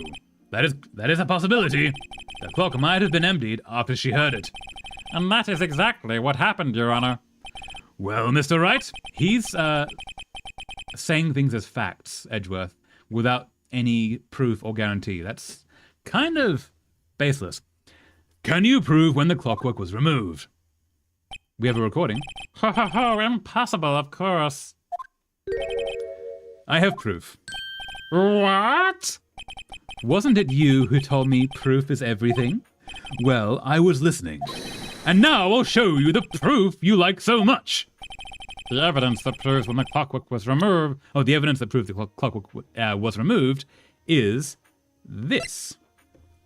Present. Take that! Take a look at this. That's a very cute cell phone. Oh ho, you have a girly phone. Wait, this isn't my phone. Even if it is, it's fine, my dude. Pink phones are nice. Listen, this is the defendant's cell phone, and it contains a recording. A recording of a conversation she had with the victim the day of the murder. Ooh. Gavel, gavel. Order, order. The defendant's cell phone? This wasn't brought to my attention? No! I like doing silly voices. Perhaps Detective Gumshoe overlooked it. Grumble. The good detective better remember he's up for evaluation soon. I gotta say, I'm starting to feel bad for the big fella. Let's hear the conversation. Beep. So, Maya. So you just want me to hold on to the thinker for you then? If you could. I should probably tell you, the clock isn't talking right now. Huh? It's not working? That's lame. I had to take the clockwork out. Sorry. September 5, 9:27 a.m. Beep. Your Honor, I think this makes it clear the clockwork is already gone by the time it was recorded. Dun dun! Which was well before the witness even arrived at her hotel. Ma? Well, Miss May, would you care to explain to this to the court? Just how did you know Just how did you know that weapon was a clock? Well, isn't it obvious? I saw that clock before. What store was that again? I go to so many. It was made by Larry. Down, girl, easy. Oops, I forgot. Wink. So the witness had seen it before. That would make sense, except it was handmade by Larry. Does the defense have any objections, Mr. Wright? Yes. The witness claims she had seen it before, but this directly contradicts a piece of evidence already submitted to this court. Well then, let's see it. Please produce this evidence that will prove the witness had not seen the clock before. Made by Larry Butts. Aha. E. Take that! It's simple. This clock was never in any store, ever. What?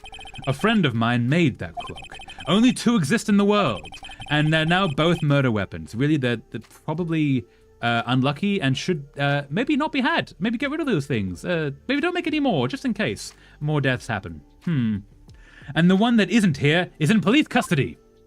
Impossible. Everything is sold in stores. Yeah. Miss May, I think it's high time you went shopping for a better excuse. Oh, excuse is not on sale today. Dang, dude, well done. Easy. Her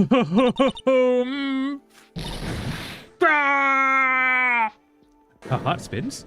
Wow. Jiggle physics. Evil. What's it to you, porcupine head? What? That stupid clock doesn't matter, okay? She did it, and she should die for it. Die!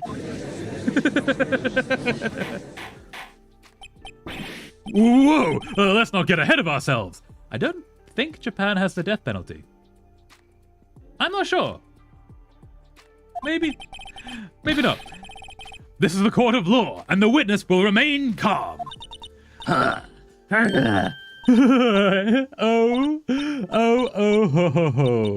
silly me. Did I, lose it? I guess I did. Tee wink. Scary. Miss May, let me ask. Tell me, how did you know the weapon was a clock? No. Oh dear. Does the defense have an opinion on this behavior? Okay, this is it. Yes, Your Honor. Allow me to explain how I see the truth of the matter. Miss April May, you knew the weapon was a clock because... held it, heard... Ooh, I don't think held it would have worked. I think heard about it. I think Edgeworth has primed her. You heard about it. The witness had never held the clock in her hand. However, she had heard that it was a clock. She heard? That is correct, Your Honor. Someone's being set up here. There is no other way that she could have known the thinker was a clock. Dun dun! And I can show you the proof. Well, this is interesting. Let's see it then. Show me the evidence proving that the witness was had heard the murder weapon was a clock. That. A wiretap. Take that! Have a look at this. That? I found this in Miss April and Miss May's room when I was illegally snooping and stealing from her sock drawer. Yeah, maybe don't question that too much. Yeah, can't really enter that in evidence. Gavel, gavel! Mr. Wright, please explain to the court what this is and how he got it. Miss April May, you were tapping the victim, Miss Mia Fay's phone, were you not? That's why the screws were undone. Ooh. Objection! Your Honor, this is irrelevant. I'm not entirely sure that it is. Objection overruled. Hey, you're on our side at last. Okay. It troubles me that our witness was in possession of a wiretap. This is outrageous. Does the defense truly claim that the witness was tapping her phone? Absolutely. Even if that was the case, which it is not, you still have to prove one thing. Did the victim ever say the weapon was a clock on the phone? We just listened to that. Yes. Can you prove that? I think not! Oh yeah? I think I can. It's simple. What? Here's my proof. The proof that the victim said on the phone that the weapon was a clock is the phone recording we just listened to. Dun-dun! Take that! I present the defendant's cell phone. Yes, we've seen that. Listen once more to the conversation between the defendant and the victim. Beep. Mia. Mia, what's up? You haven't called in a while. Well, actually, there's something I want to hold on to. I want you to hold on to for me. Again? Again? What's it this time? It's a clock. Boom, boom. It's made to look like that statue, the thinker, and it tells you the time. There we go. Miss April May, you used a wiretap to listen to this conversation. That's how you knew the thinker was a clock. Dun dun! Am I wrong? Objection! Your Honor, this is ridiculous. Your Honor, look at the witness's face. Does she seem amused to you? Dun dun! The defense demands an answer. Witness, answer the question. Did you tap her phone? Miss May! Shut up, all of you! What gives you the right to talk to me like that? You lawyer!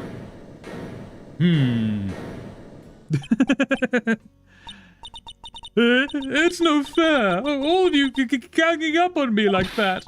Oh, I'm the bad girl. Is that it? Is that it? Wah!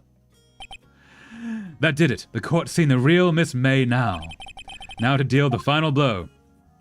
I don't think she did it, because she was across the way when it happened. Also, we saw who did it, and it wasn't her. Why the wiretap? Why did you tap her phone? Dun dun! Answer the question. Do I have to? Isn't this a murder trial? Isn't tippity tapping irrelevant? Gah! She's saying exactly what Edgeworth wants her to say. No, wiretaps lead towards the murder. It's kind of important here. Miss May, you were tapping the victim's phone. Dun dun! I hardly call that irrelevant. Indeed. Gavel gavel. What this court does not condone the defense's tone of voice. He has a point. Well, Miss May, do you have an explanation for the court? Can you prove you had nothing to do with this murder, even though you tapped her phone? Huh. I'd like to see her pull that off. Mr. Lawyer, I saw that evil grin. You were probably thinking, I'd like to see her pull that off, weren't you? Damn, she's good. Easy. Well, you're not the first man who's thought that, and of course, I can, and will. You can't be serious. No way. Way, I say, way! Oh, and I assure you, I'm serious, Mr. Lawyer. Humph. Okay, so the killing happened around 9 o'clock at night. Why, that's just when I was getting room service from that sweet bellboy. Room service? Iced coffee, I believe it was. Iced coffee, you know, like normal coffee, but cold. We know what iced coffee is. If you don't drink it quick, the ice melts, and then you have regular cold coffee. I mean, ice doesn't instantly melt. It melts over time. You have more than seconds to drink it. Iced coffee? Think I'm making this up? Ask the bellboy. Wink. She orders tea. He delivers tea to her. Ergo, the witness was not on the scene at the time of the murder. Right. What? Okay. Gavel gavel. So where does that leave us? It is my great displeasure to inform you that the witness appears to have been tapping the victim's telephone. However, that is a separate crime with no bearing on the current case whatsoever. Her testimony stands. She saw the defendant, Maya Fey, commit murder. No, they're going to let her just walk away. Except if she was drinking iced coffee, she wasn't at the window. There's no way I can win this unless I tie Miss May to the murder somehow. Well, does the defense have anything to say? Well, come on, think of something. Call the bellboy as a witness. Ooh, okay, wait. So, basically, she can't have been watching what was happening because she was getting iced coffee. Also, she gets tea, not coffee. So, we could question that. Or we could call the bellboy.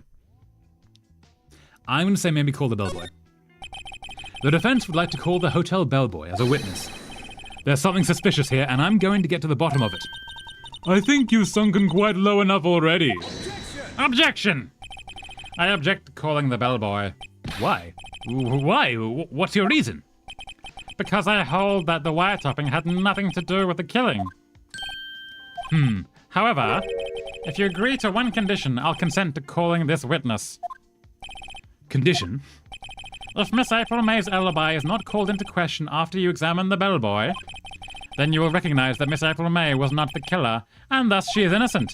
And thereby you must also accept the verdict of guilty for Miss Maya Fey. That is my condition. What? I'd better find something suspicious in that bellboy's testimony. Otherwise, Maya will be declared guilty on the spot. What should I do? I don't think we can give up.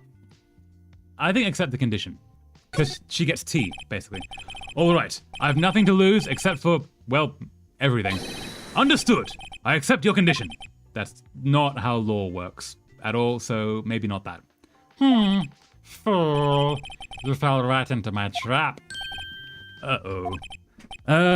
Wait. Gavel! Very well. The court calls the hotel bellboy to the stand, who is already there, I'm guessing. How is he already there? I believe we're ready for the witness to testify. He certainly does look like a bellboy. Why has he still got that? Yes, sir. I received your summons in the middle of work, sir. I'm happy to be of service. You could have put the tray down. Just a thought, my dude. That tea set looks rather heavy, so without further ado, Again, he can put it down. the witness may begin his testimony. Very good, sir. Witness testimony, Miss May's room service. I am the head bellboy at the fine Gatewater Hotel, in business for 4 generations. I believe I received a call after 8 in the evening from our guest, Miss May. She asked for an iced coffee to be brought to her at 9 o'clock on the dot, sir, when the murder happened. I had brought it to her at precisely the requested time, of course. And I delivered the iced coffee to our guest, Miss May herself.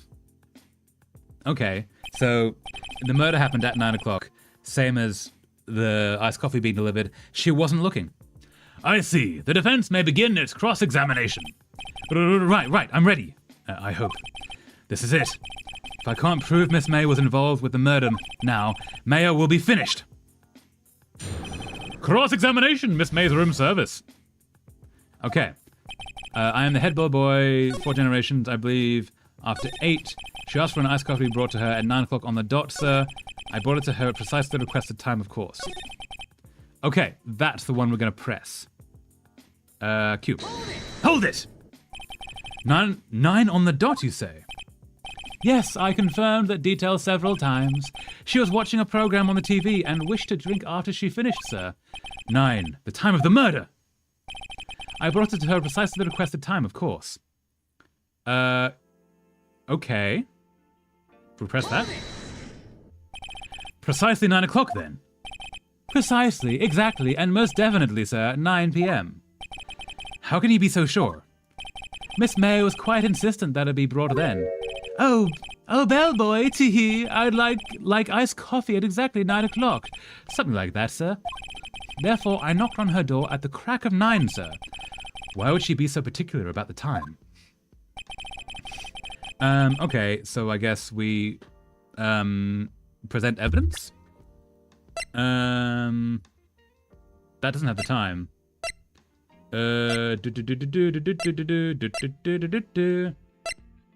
I guess the autopsy would have it. Present? Objection! Your Honor, that statement contradicts this evidence. It does? I don't see any... Okay. Yeah. Huh? Really? Objection overruled. Try to think before you make accusations, Mr. Wright. Whoops, that didn't go so well. Okay, so it's the time. On the dots, okay. So what do we present? Can we check that? Sorry. Enter. Check.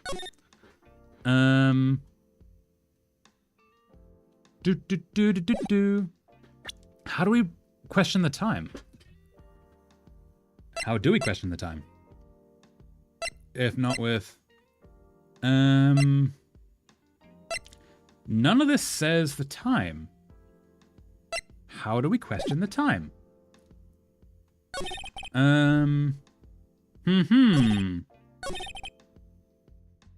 Of course. Okay, let's try that. Let's press that.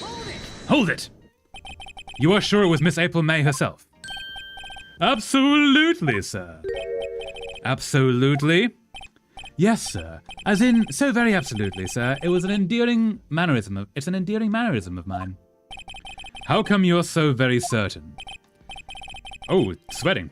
Well, when I brought the room service, the guest, favored me with an embarrasser, sir. An embarrasser? Is that French for embrace? It's French for kiss, sir, but not a French kiss, sir, more of a peck on the cheek. Aw, cute. Why would she have done that? I believe perhaps she was momentarily swayed by my prim demeanour, sir. It was a moment I shall never, ever forget, sir. Sounds pretty fishy to me. I think our Miss May was up to something and wanted the bellboy to remember her. It's no good. There's nothing here. Is that it? Tisk tisk. Finally, you understand. This bellboy has absolutely no reason to lie. Now, if you have any decency, you will end this rather tedious cross-examination here. It was a bit tedious. The witness may leave the stand. I can't let this happen, can I? Protest. Because he saw her at the time of the murder, so she couldn't be looking out the window. Wait! Please wait! Yes? Does the defense have something to add? One last question. Let me ask one last question. Objection! Your Honor, I must object. Your Honor, I must object. This charade of justice has gone on long enough. Now, Mr. Edgeworth. All right, Mr. Wright, I'll give you one more question. That's all. Okay, this is really it. Now, this is my last chance. What do I ask him about?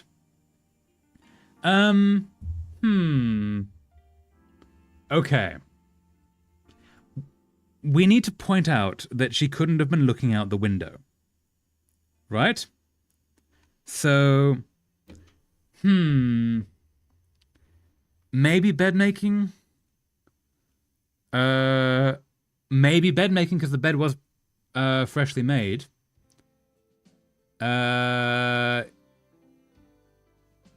Sure. Bed making. Tell me about making the beds that day. I was wondering what you were going to ask, but bed making? A new low. Now, Mr. Edgeworth. The witness will answer the defense's question. Yes, well, it was quite like any other day's bed making.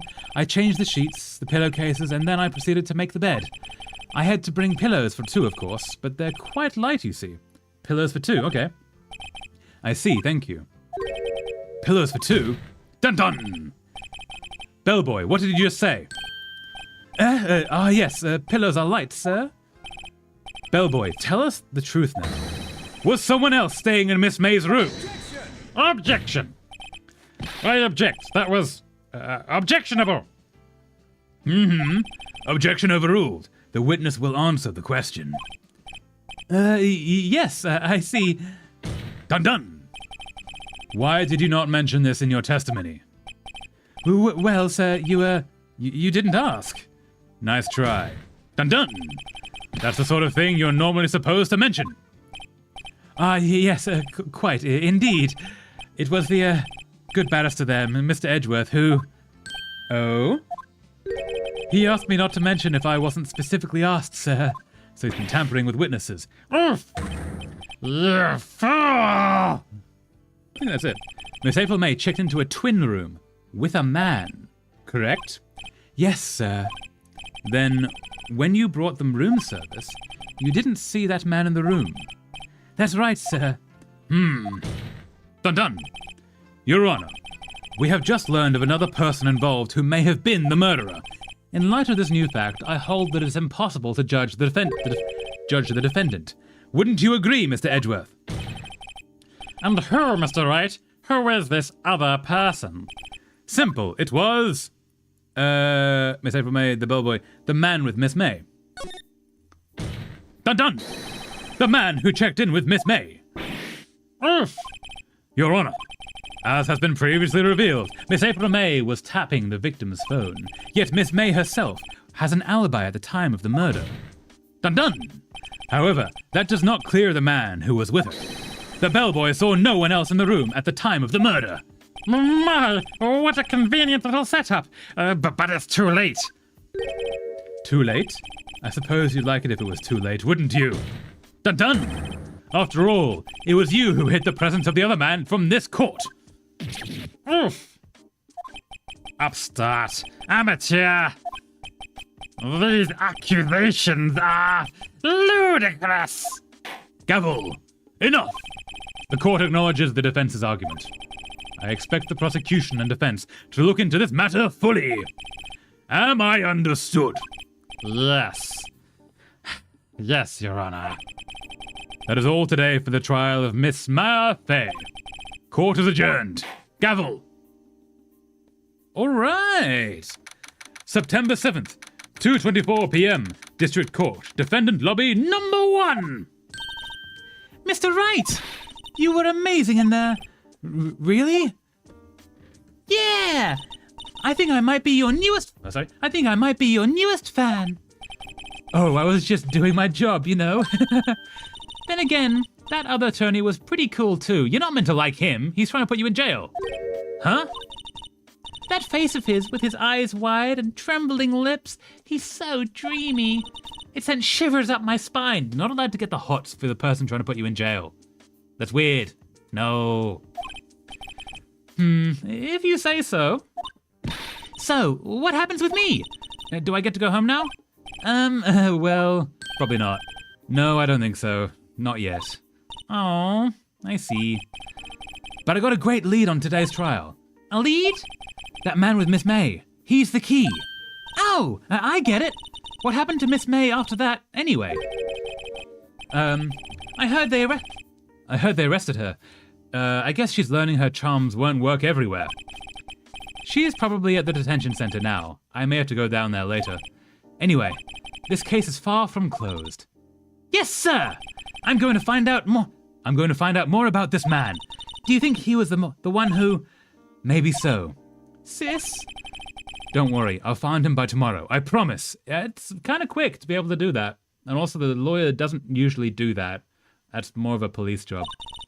I'm counting on you. Okay, is that? I asked for a full record of April May's testimony. I thought it might come in handy during the trial tomorrow. But now that I have it, I'm not so sure. Most of her testimony was all lies. In fact, there's only one part that hasn't been stricken from the record. May testimony added to the court record. The victim dodged an attack that ran to the right, but she was caught and struck. I don't know how much good this will do me. I don't know how much good this will do me at all now. Anyway, time to hit the pavement and do some investigating. Maya doesn't belong in that detention center, and it's up to me to set her free. All right, to be continued. I believe that's a save point. Is it a save point? Saving content, all right. Save your progress up to this point. Yeah, so with that, I think that's a good time to end. Save. All right. And yeah, with that, I think it's time to end the stream. That was so cool. Am I here? I'm here. I am here. This game is so cool. The story is really fun, and I'm pretty sure this is not how the legal system works in a great many ways. I don't think the lawyers are meant to be doing some investigating or be also witnesses to the murders. But yeah, this is really interesting. Also, poor Mia. She's gone. She was a really cool character. Just to be murdered immediately. Aw. But yeah, I like this. This is really fun. Thank you everyone for joining. This is so cool. So, I'm really glad we get to play this now, actually. I've been wanting to play this for a while. So, those who've been here... I keep hitting that microphone. I'm so sorry. Those who have been here for a while know that I like to leave a link for people who want to keep watching streams after we're done. And I like to leave a link to the Alveus Sanctuary. If you don't know who they are a YouTube channel that runs an animal sanctuary in, I believe, Texas. And they have a 24-hour live stream that... watching it helps to fund the care of these animals. So if you look on the live stream at the moment, they have a pasture with, I think that's a donkey. They've got some wolf hybrids, got some parrots and some crows, and it's a really cool thing. They don't know I exist, but I like to leave a link to them because it's a really cool thing that they're doing, and I think people should support them. Anyway, yes. So the plan is this weekend. Wait, is it this weekend? Yes. Okay, so in 2 weekends' time, not this weekend, but next weekend, I'm going to be traveling, so we're going to be skipping some weekend streams. I'll also put a message about that in posts. But this weekend coming, we shall still be streaming the Stardew Valleys. And while traveling, I will still be doing the weekday streams. It's just the weekend ones that will be dropped. And yeah, so this weekend, we shall continue with Stardew Valleys. And this Tuesday coming, we shall continue with Phoenix Wright. Ace Attorney, and we'll see what happens in the murder trial of Miss Mia Fey. And with that, thank you so much for watching. Hope you have a lovely rest of your day, and see you next time. Thank you!